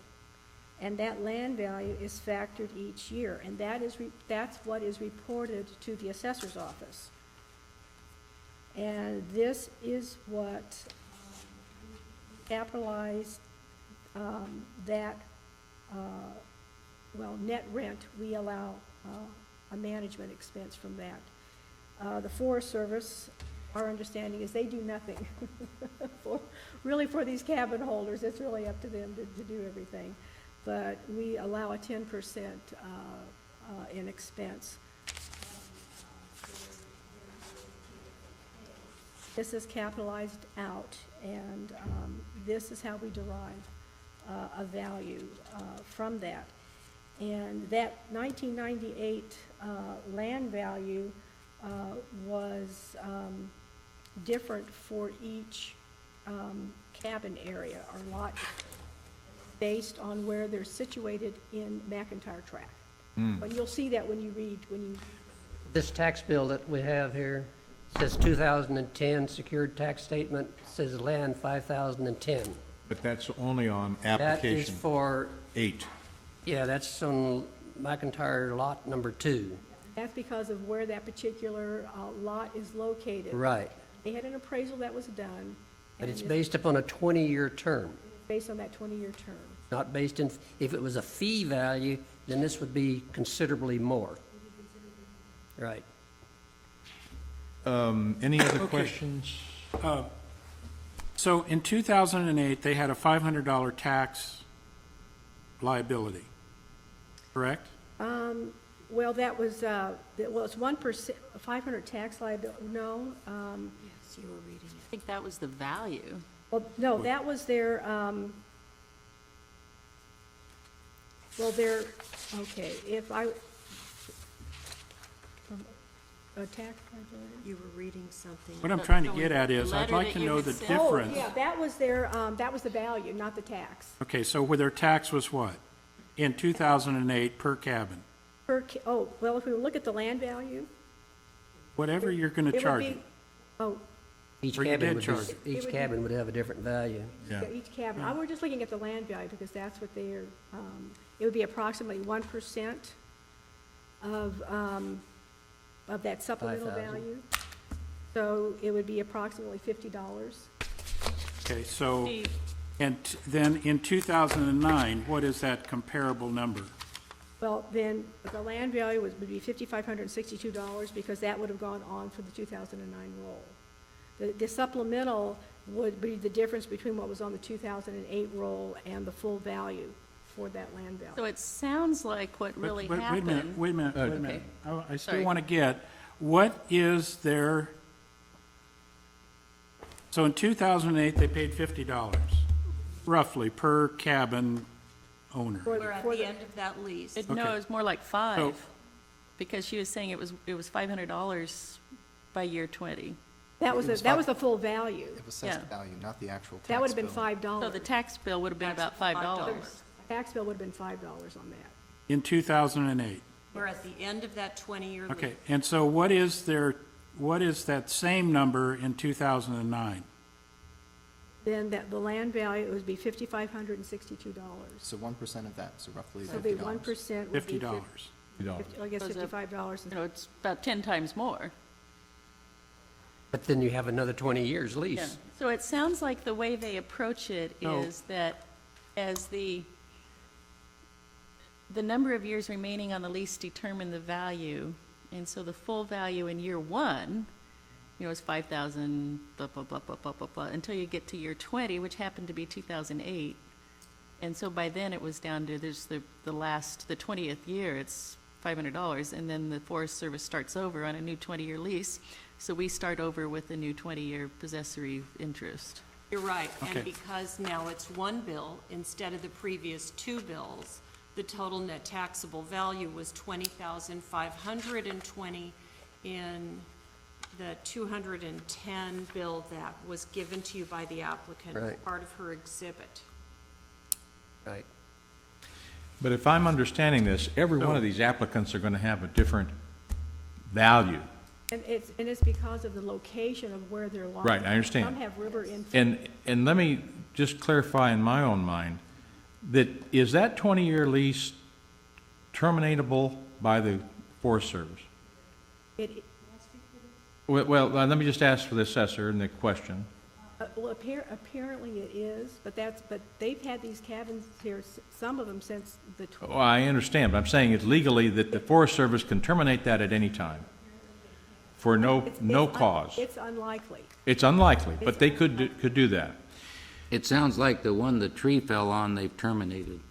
Well, that they're not allowing Oh, that's full use of termination it. to They're still me. paying taxes on it. Yeah, I know. Okay. They're also still Then- utilizing it as well. Then, Still utilizing it as well for the camping. I have one other question. Let's say that you have a ground lease that has a 25-year term with an option to extend for an additional 25 years. Or let's say it's 30 years with an option to extend for an additional 30 years. Because of the term, is that anything similar to what this is in the sense that they have the right to continue, but the Forest Service doesn't have to grant the right at each 20-year term, period? They can terminate it for no reason at any time. Is that correct? I'm looking through this contract, I'm not seeing that there's that sort of termination clause. They obviously can terminate it for For cause with any of, of the stated cause, but they can't terminate it arbitrarily. I don't think so, not during the lease. So therefore, then the 20 years is going to trigger. The 20 years is going to trigger, and that's how you They come to get the prior- proration. To me, it's unlikely, to me, It's unlikely. I understand. Okay. Okay. We got a bunch of Mrs. Fortier, questions here. you've been dying to say something, please say. Yeah, I just think it would be helpful for everybody to have the same information base, because I hear all this 20-year lease, da-da-da-da. We're all working hard. I've never seen two people so nice to get along with. I spent 2.5 hours with them on Monday. Thank you very much. And everybody comes to work and they follow what they have to do, okay? Unfortunately, Congress is involved in that. And I want to really emphasize that. We're all the victims of Congress. Congress, in their inimical wisdom, in 1968, decided the Forest Service didn't need to spend so much time issuing permits year by year, that they should bundle them. You know, that's a new term in all real estate, bundling things. Bundle the permits and give them do it by 20 years instead of every single year. Well, the ironic thing is that as we give our permits each year, and I was going to bring one today as evidence, but I forgot to, it only says that our current permit that we paid for this year is from January the 1st to December the 31st, 2011. Okay. 1 year. And they'll do that for 20 years. Well, it took them from 68 to 88 to study this. Everybody studies this. Why are we not surprised? In 88, they finally decided they'd do it at 20, they decided, they studied 10 year, 15, 20, never went above 10. They did 5 and 10 and 15. I went to the hearings in Fresno. So in 1988, we received our first 20-year permit. Well, this is just all Congress and the Forest Service. But the Forest Service is required by law to let you guys know every year all of their permits. Their permits for waterways, grazing, cattle, all the things, logging, all the things that they permit for, they send to these guys. And we're the only one of that list that is the cabin category, tract. All the rest of them, except for some of them are just pipes going across and waterways, are all income producing. Whether it's cattle grazing, whether it's all income. But now that we've got this 20-year permit, now, there's a law in Congress right now. During the duck session, it went through the House of Representatives, but it didn't get it to the Senate, so of course now it's got to be all done again. There's now a new law that's going to reverse this whole thing and make it back not to an appraisal thing. They're going to take away these appraisal things. That's been a nightmare. They've been sending down people from San Francisco to appraise our property up here. They can't find any parallel property to compare it to. So the new law, if it gets through, is going to be an entirely new fee paradigm where the designated fee tier percentages in the final appraisal rank order will set the permit fees. I'm reading off the new law here.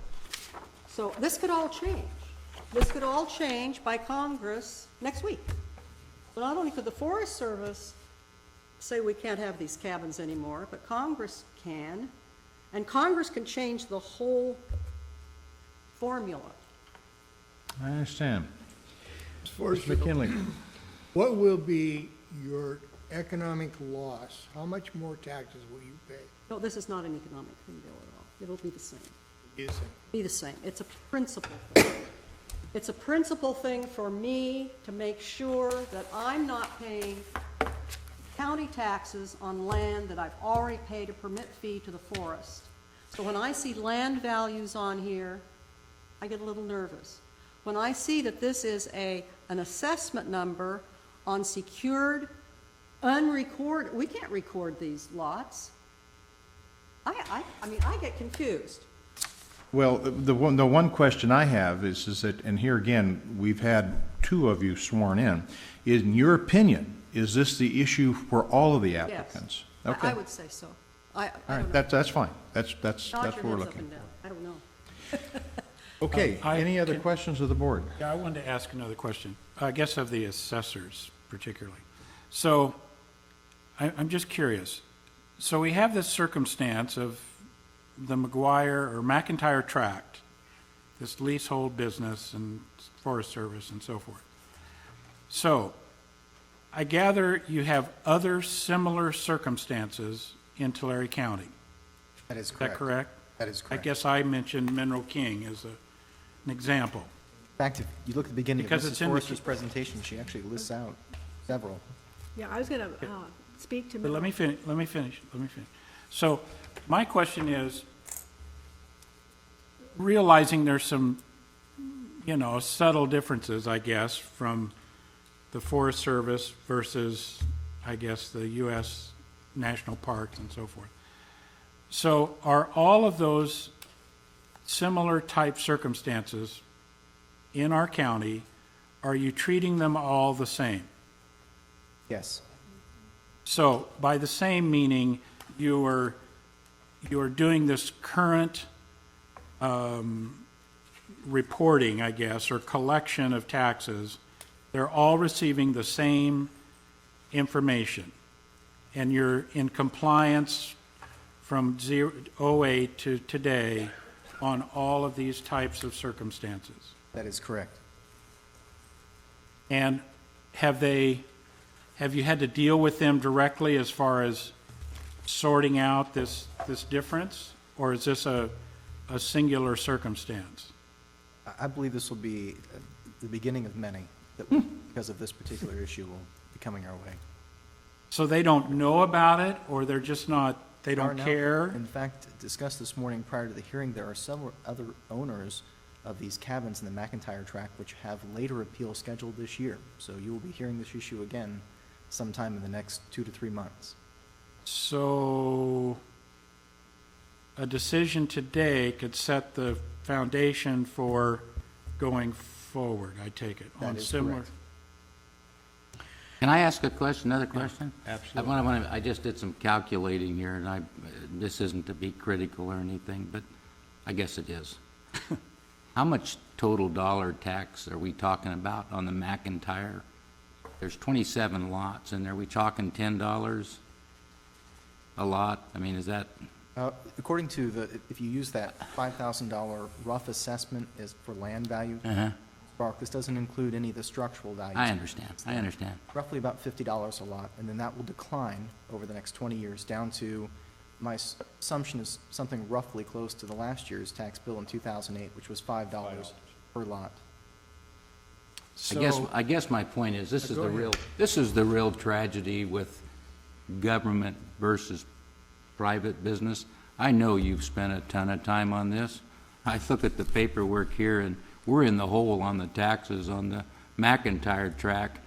And I know that and I know you have to operate under the franchise tax board, and, that would have been a real good document to have in here, is the document you mentioned where they addressed this and wrote you up back in the 90s, I guess.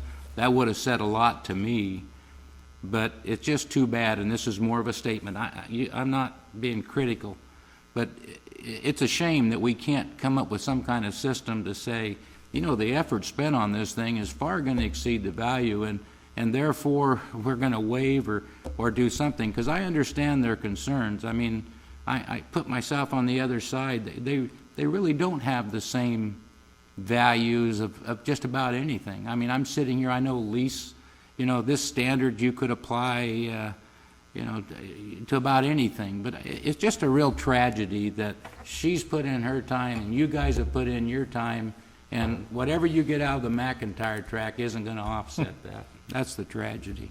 I share Mr. your Beard? feelings. Yeah, I have one other question. Like Lot 2, McIntyre, you got it assessed for $5,010. That's for 20 years. What if it was owned into perpetuity? How long, what would the value be? What would the value be if I owned it in fee? Did you come up with that value? We did look at comparable sales for that region and tried to determine what may be similar, but it's very hard to because of that potential reversion to the Forest Service,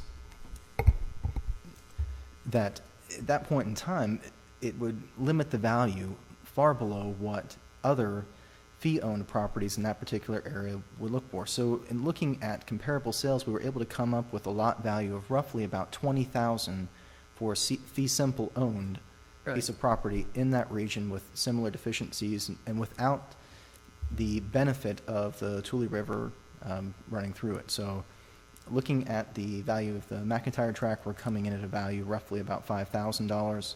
So 1/4 of what a fee assessed lot would potentially.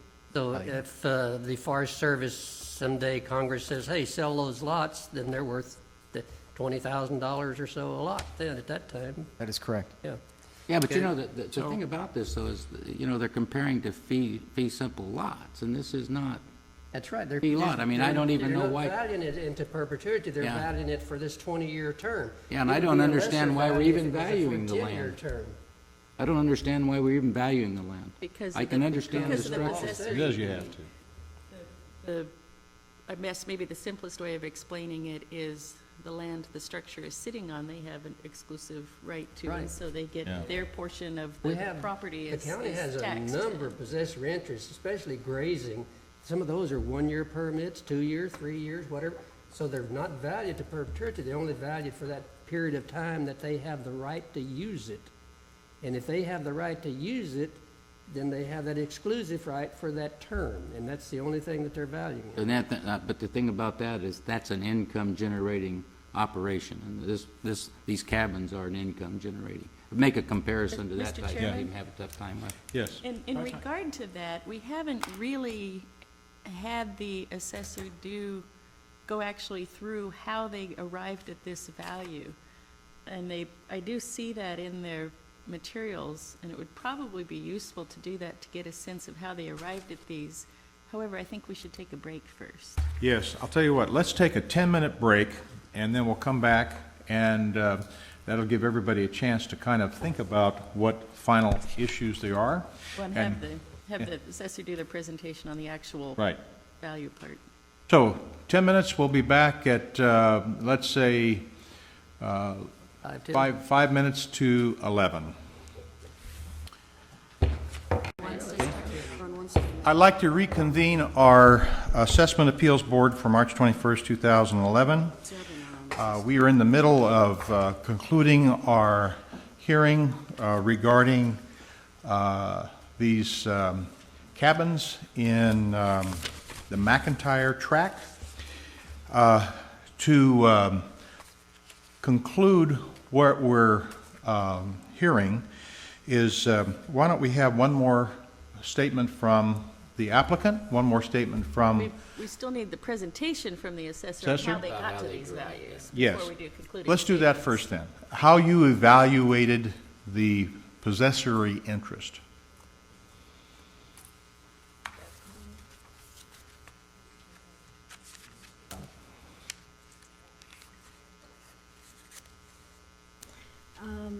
You want to pick a sample, since they're all pretty much the same? They're all pretty much the same, and we used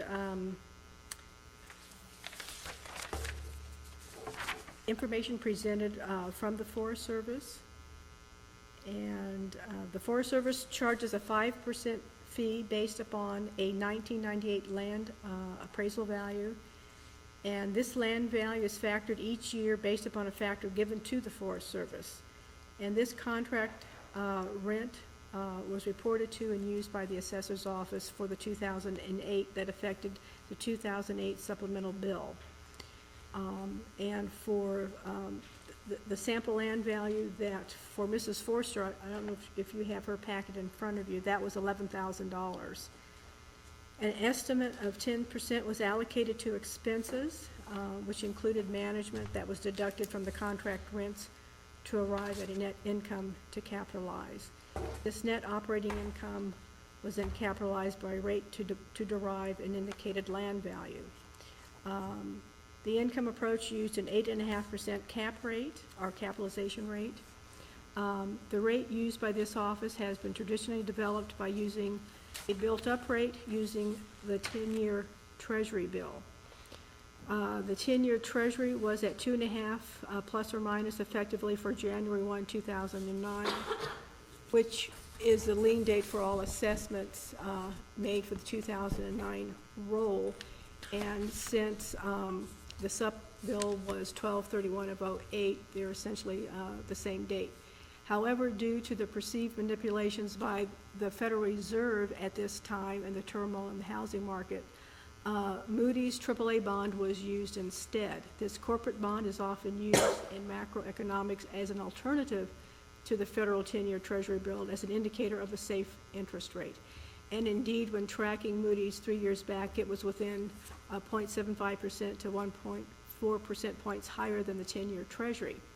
Moody's rate was 4.83% at lien date. After adding a component for risk, 8.5% was used as the overall rate.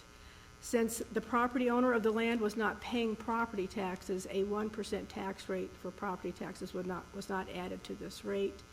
And if you refer to Exhibit G, you will see Property Tax Rule 8F as an explanation for this.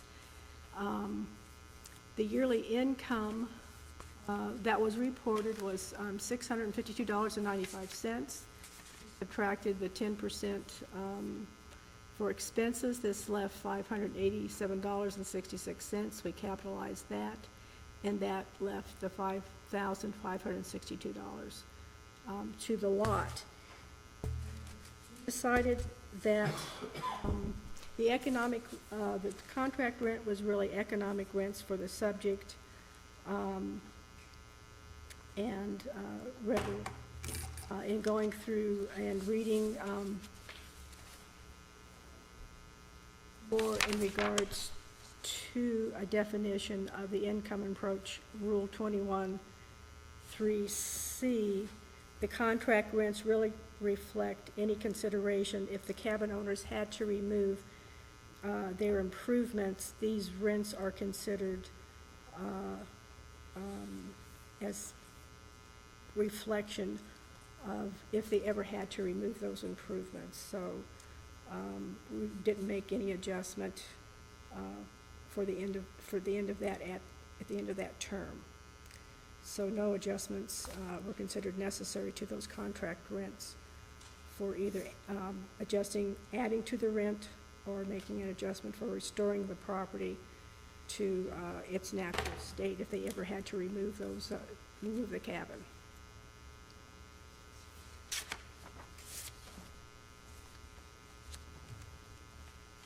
Okay. Any questions of the members to the assessor regarding the determination of how they came to the possessory interest? I understand now, Mr. Baird, but using an income figure that is paid by them to the federal government, Okay. I still have a tough time with that one. Any other questions, comments, Madam Counsel? Okay, then let's have if you'd like, a conclusion from the applicant. And if the assessor doesn't have any other comments, then we'll go ahead and take it under advisement. Go ahead. I would just like to tell Cheryl that there was another assessment in 2006 to prepare for that new 20-year period from the Forest Service. You mentioned the assessment. Okay. Any rate, in closing, I would like to appeal to you to be simple. Let's get back to simplicity and have these cabins and all the other tracts that are involved in Tulare County issue an unsecured tax on personal property. If not, I would ask for an explanation as to how we can be taxed on federal land that we're already paying a permit fee. I consider that a double taxation. Just briefly, there's a procedural issue that was just raised by your last statement. An explanation, if you want this board to provide you with a written statement of findings of fact, then you have to pay for that. Otherwise, all you're going to get is the decision in the form of a minute order that says what the result was. Will that decision be available on the internet or in any of your minutes that I could access without having to pay? Oh yeah, just the fact of the decision and what the board decides if values on the roll or change it or whatever, that will be provided to you as individually. I don't think we put any of that on the internet at the moment.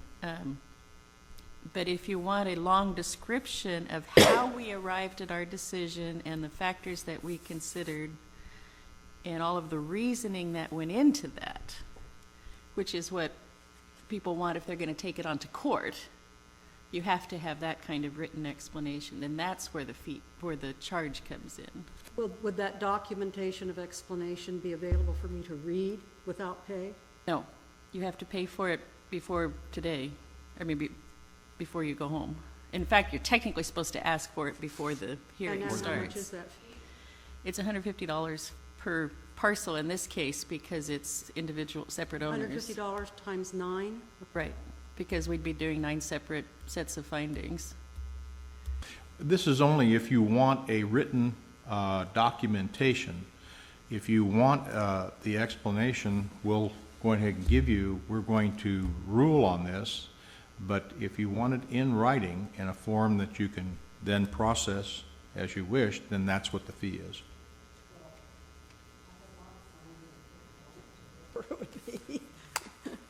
So, Okay? And can I go ahead and ask a question? Sure. So you'd like this as unsecured as the way it was before, I take it, correct? The way it's been reported before, taxes would remain the same. correct? Okay. But why do you want it unsecured? It's not secured property. But, yeah, but it's not just a, even- we can't record it. yeah, but it's just a billing problem. I mean, a billing deal. It's not, and they're not saying it's secured property. They're just giving you the opportunity to pay 2 installments instead of 1. Oh, it's the principle of the thing. That's what it was. huh? Mr. Baird, in speaking with Mrs. Forrester, her inclination is that she sees there's a need for an assessment on the actual physical cabin. She understands that she has, in that particular case, something that needs to be taxed. She would like to see it go unsecured, so all she's taxed on is the cabin, and therefore only has to pay the Forest Service permit fee every year. But she's been paying this to the, this possessory interest all these years anyway. No, we haven't. That Oh, is- yes, yeah, It is you- correct that she has, I think this is the first time it's become apparent that that's what has been occurring. But that has been paid for years and years. That is Right? correct. It may have been, at one time, I think it might have been 2 separate bills or something, but just like this that's showed on this for 1978. At that time, they were using like 25%, and they showed land value, 5,500, and the assessed value at 1,375, the improvement at 8, and the assessed value at 2,000. That's when they took 25% of the overall value and called it the assessment. And it was sent out as an unsecured tax bill at that time, which meant that it all had to be paid at one time at a different date than if it is assessed on the secured roll. So I just, just can't understand myself why you insist on it being, or want it to be on the unsecured roll when you can have it on the secured, and then you can pay it, in the December the 10th, and then in the April 15th, whatever, instead of by, what is it, August or 31st or something if it's unsecured. So anyway, that's all I have. Thank you. Any other comment from the board? Any last comments from the assessor? Okay, then we'll conclude this case and come up with a decision within 60 days. And We'll let you Dave, know. are you going to be here? for well, the that's next the 6 problem, huh? We'll let him know. It'll most likely be 90 days, but if it's any sooner, then we'll notice you in due course. Okay? Very good. This case is concluded, and we'll go to our next case. Thank you very much.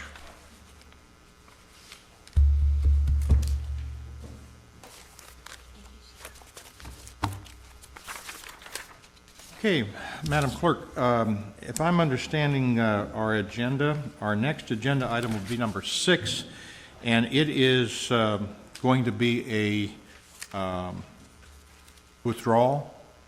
Correct. Okay? We're going to take the withdrawals at the end. So, number 7, and I get organized here, is James Gregory Shelton Is Mr. Shelton here? Mr. Zunian, Mr. Shelton submitted his request to withdraw on Friday, Okay. so I'll be providing a copy to the clerk. Very good. And the next case then will be agenda item number 10, which I understand is also a withdrawal, Correct. That is correct. right? Okay. And then agenda item number 11, and I believe number 12 are related cases, and those cases are they've applied for a postponement? That is correct, sir, but they did not apply for it timely. On the 2008 cases that are first listed there underneath NAMCO as item 11, Yes.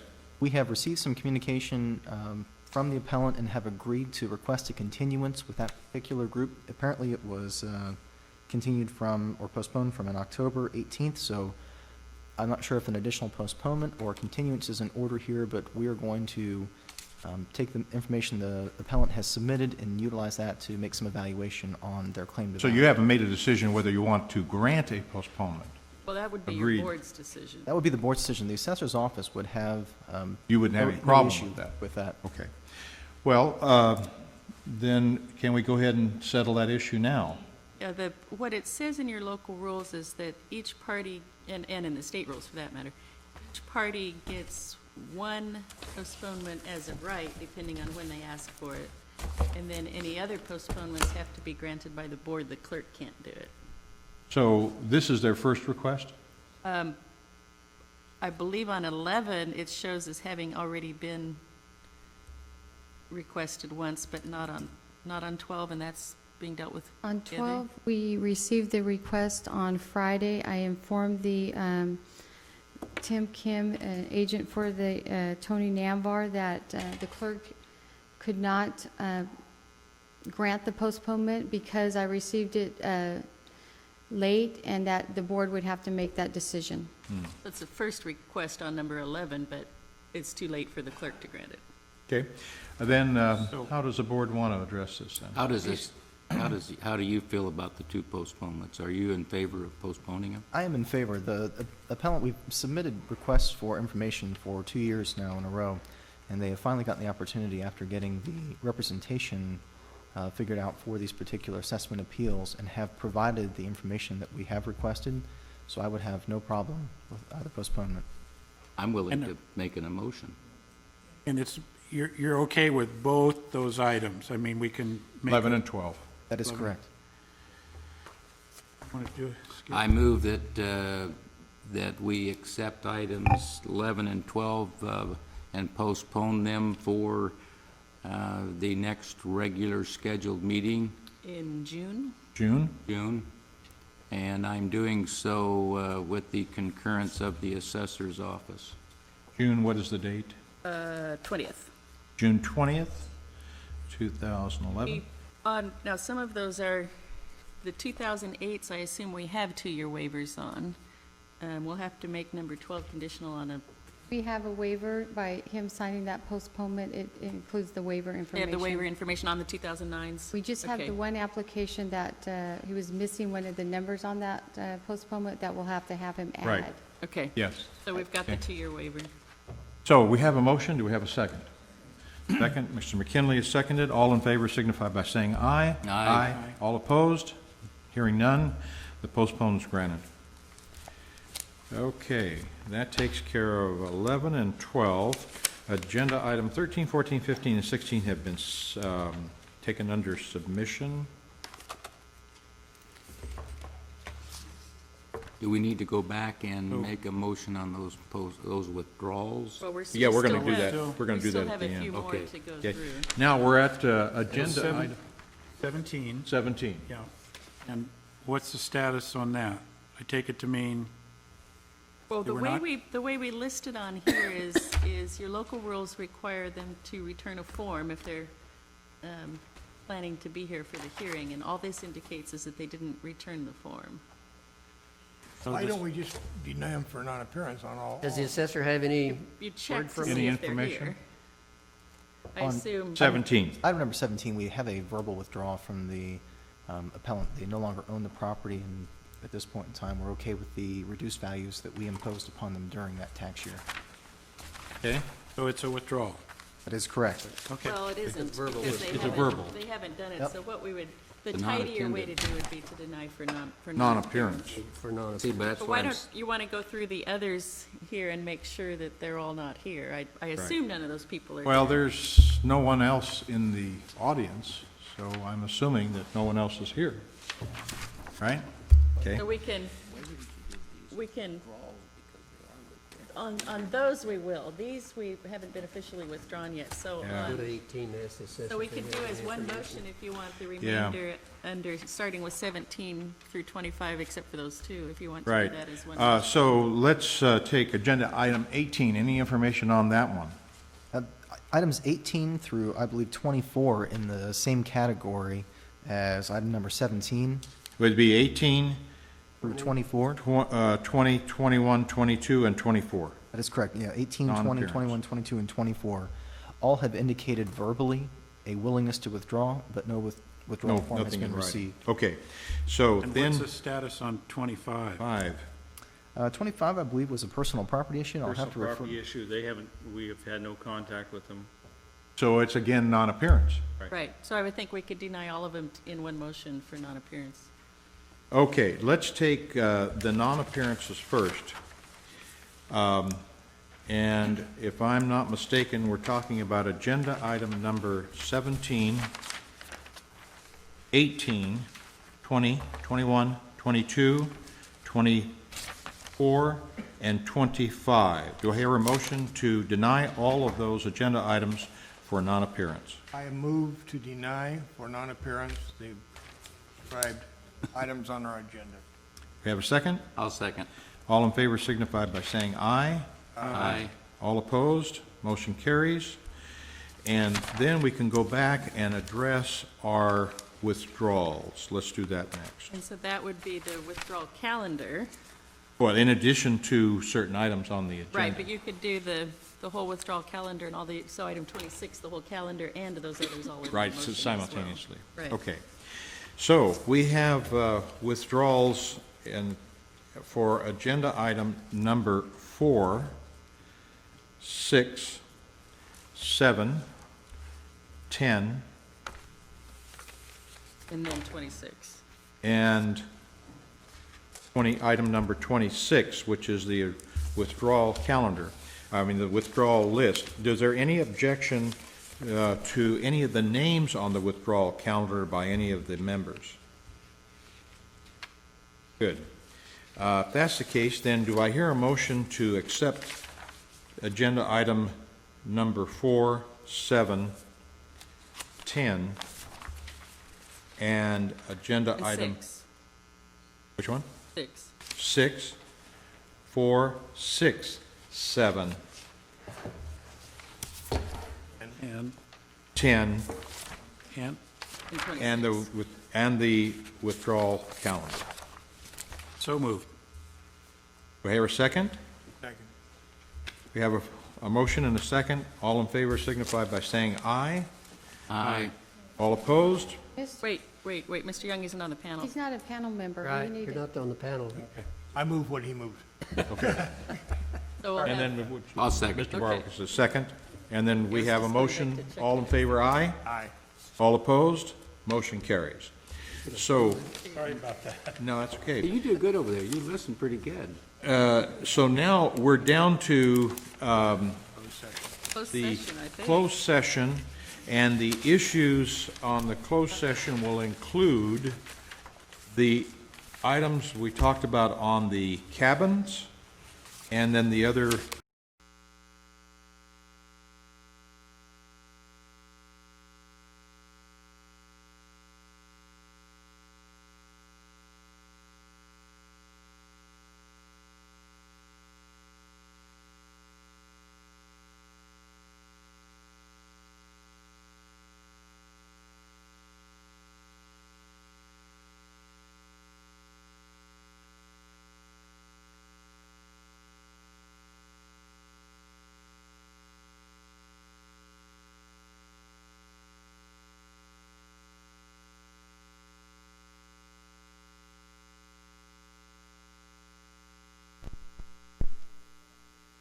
turn the mics back on. Thought of that in remodeling. Okay, we're back. Okay, we are reconvening our Assessment Appeals Board meeting for March 21st, 2011. Regarding agenda item number 27, we have not taken any action on that regarding Morris Levine. Regarding agenda item number 28, 29, 30, 31, and 32, we are going to find with a finding of facts to be determined by council to be considered at our meeting of scheduled meeting of April 11th, 2011. And Do you want to do a tentative decision on that? we want to do a tentative decision, okay? Then And actually, I think that one should be in two parts because of the differing burden of the proof. burden of proof. Okay, then think regarding the issue of the escape assessment, Like a motion. I'd like to have a motion regarding the escape assessment regarding charter communication.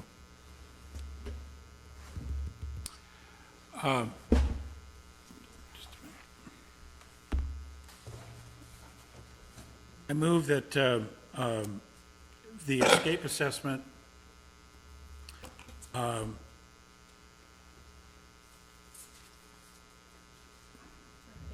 Sample is on your list. no, I'm sorry, I got a little, I wasn't quite prepared. You really don't have a sample for that. I think the Rule in favor of ruling the, would be that the assessor did not meet their burden of proof on the escape Right. assessment. I think that's the best way of phrasing it.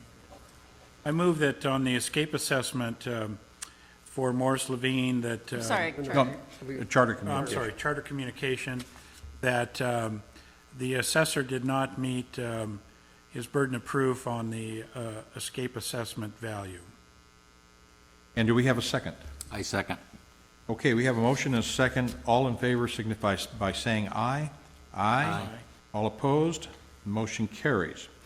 Regarding the applicant's On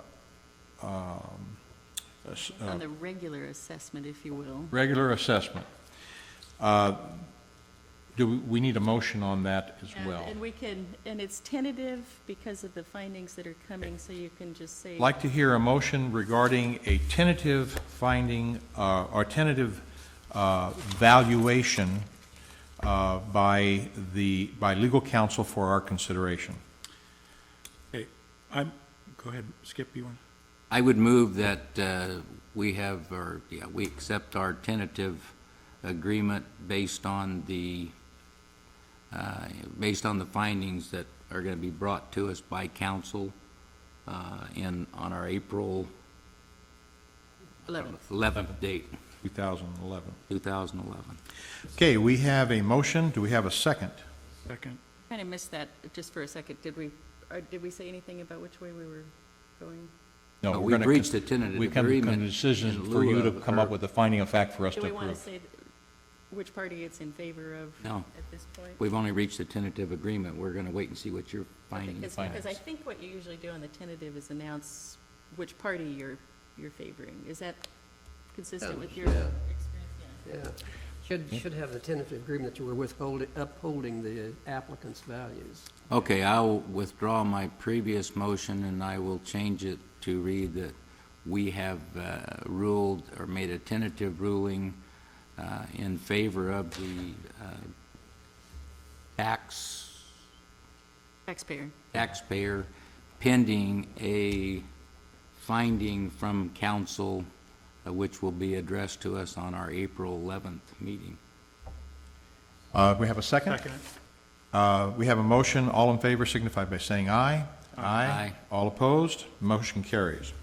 Regarding the third issue, which is agenda item number 5, 8, 9, 13, 14, 15, 16, 19, and 23. Do I hear a motion regarding the conclusion of those cases? I move that on those above-mentioned items on today's agenda, that we find in favor of the assessor. A second.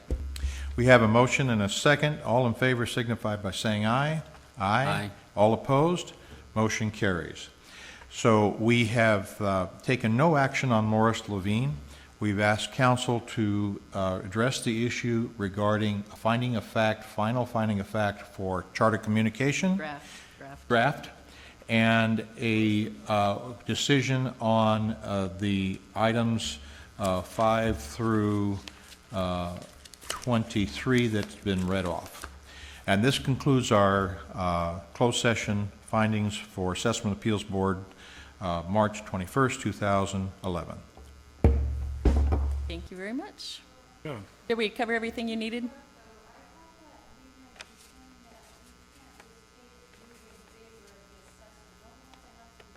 Well, what we're doing is The values were given we need to us. rewrite our motions. That's one of the things on my list. Upholding the values on the roll. And so when you, yeah, Yeah. yeah. We'll state them when We were the trying to finding s- of fact is produced to Well, us no, in we're writing. not doing findings on those. Or we're not doing a finding on this.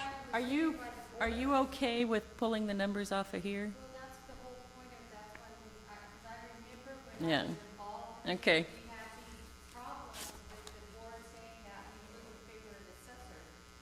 Yeah, yeah. Right. It's very clear, it shouldn't be the clerk's responsibility to go back and look and find what you're exactly. Well, if you want, do you want Why can't you just do it by reference?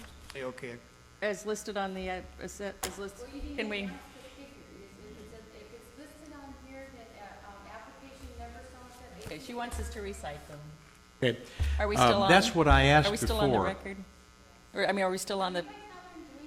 Yes, Well, no. We were trying to be yes. lazy.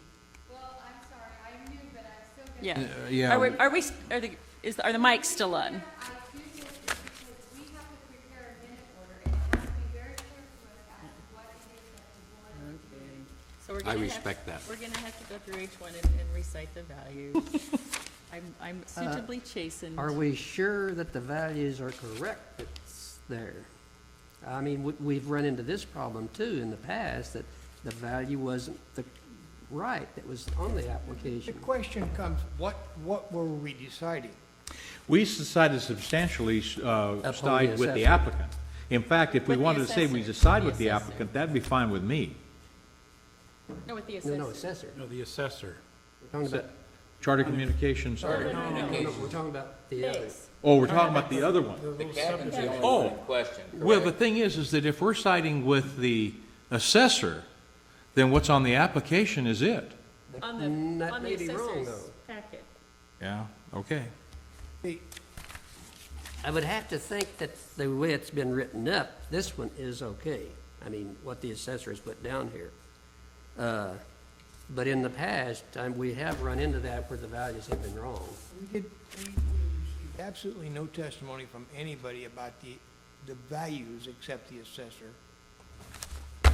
Basically, what they asked us to do was to decide whether it was the real property roll or the personal property roll. And that's actually, I don't know that we have jurisdiction over that. I would think that would be up to the assessor and the collector. Do we, are you okay if we say that it's what's on the evidence, or you want us to recite it?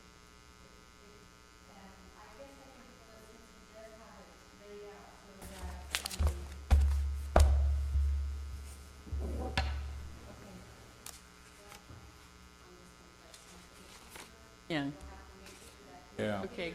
We are suitably chastened.